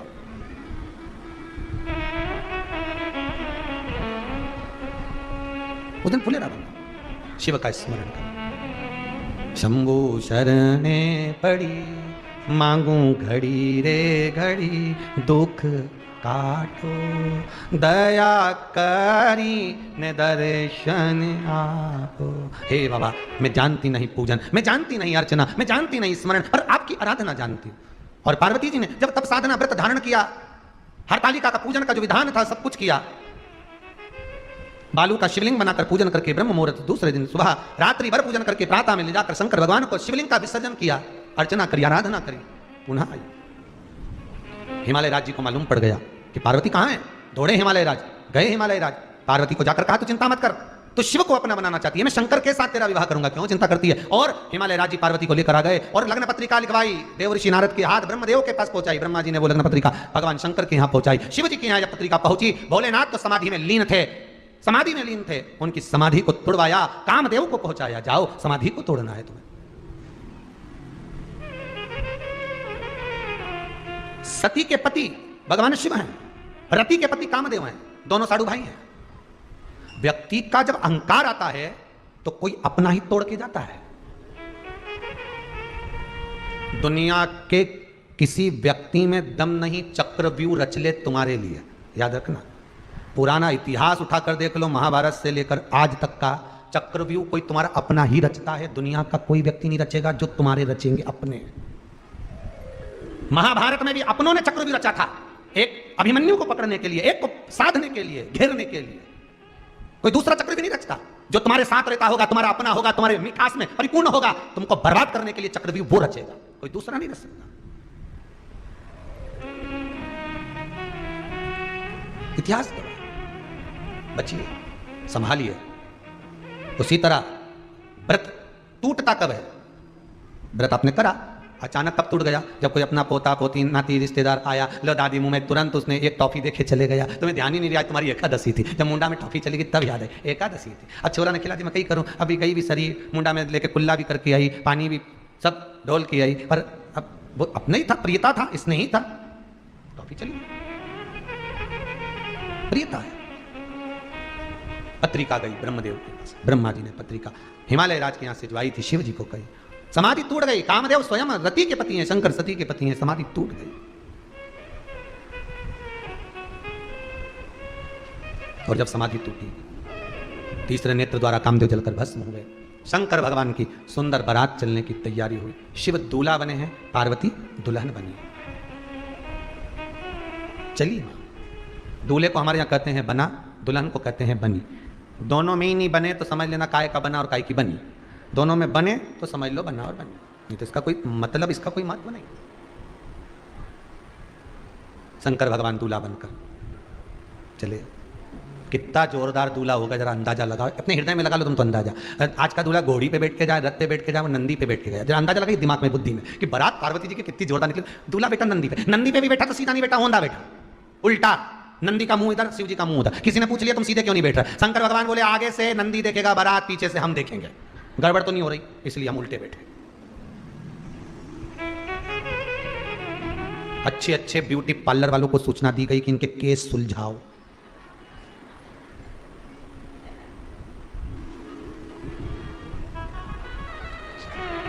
केस सुलझाओ। एक पार्लर वाला आ भी गया अटैची लेके, वहीं पे बैठा था भृंगी, 5 आंख से जो देखा तो देखते से ही बोला हमारे भी धागे से बना जाना, वहीं से गाया, वहीं से। दूसरा पार्लर वाला आया, शंकर जी की जटा संवारनी है, हमको अंदर बुलाया है। तो इतने में नंदी बोले चले तो जाओ, पर पांव पे नहीं आओगे, तैरते हुए आओगे। तो क्या तैरते हुए क्यों आएंगे? अंदर क्या पानी बह रहा है? नहीं, तुम जटा खोलोगे तो गंगा कहाँ जाएगी? अरे राम। तो क्या फिर हमको काहे को बुलाया? तो क्या केस संवारने बुलाया? केस तो क्या हम केस के लिए तो आए हैं? तो क्या वो केस नहीं, केस ये सवार हो तुम तो जाओ। बारात चली धड़ाके से, पहुंच गई हिमालय राज्य की नगरी में। सुंदर भगवान शिव और पार्वती का मंगल विवाह हुआ है। आनंद केवल वो हस्त नक्षत्र की तृतीया का जो सुख मिला पार्वती जी को भगवान देव अधिदेव महादेव बारंबार प्राप्त हुए हैं, बारंबार बारंबार। हिमाचल के आ गई बारात, बारात मेरी सजनी, हिमाचल के आ गई। गरुण पे चढ़ के विष्णु जी आए, विष्णु जी आए संग लक्ष्मी को लाए, विष्णु जी आए संग लक्ष्मी को लाए। लक्ष्मी की हो रही बरसात, बरसात मेरी सजनी, शंकर की आ गई बरात। भगवान शिव की मंगल बरात पहुंची, मंगल पाणी ग्रहण संस्कार हुआ। माँ जगत जननी जगदम्बा ने शिव जी के गले में सुंदर माला पहनाई, शंकर भगवान पार्वती जी को माला पहनाए। ऐसा सुंदर प्रसंग भाव वर्णन करते हुए आज की कथा को विराम की ओर लेते हैं। कल कुछ कथाएं बहुत सुंदर सुंदर रह गई हैं जो प्रसंगाना थे। आज करवा चौथ का और हरतालिका तीज का लिया है। कल करवा चौथ का उद्यापन कैसे करते हैं उसका वर्णन करेंगे। हरतालिका तीज का उद्यापन 5 तरह के वस्त्र, 5 तरह के स्त्री के वस्त्र, पुरुष के वस्त्र, 5 तरह का फल, 5 तरह का अनाज, ब्राह्मण को बुलाकर ब्राह्मणी के साथ आप या तो ब्राह्मण से उद्यापन करवाएं या फिर आप स्वयं भी करते हैं तो शिव को समर्पित करके ब्राह्मण और ब्राह्मणी को भोजन कराकर वो भाग प्रदान करें। यही हरतालिका तीज के उद्यापन का वर्णन आता है। सुंदर भाव से हरतालिका माता आप सभी की मनोकामना पूर्ण करे। हर हर महादेव, हर हर महादेव, हर हर महादेव।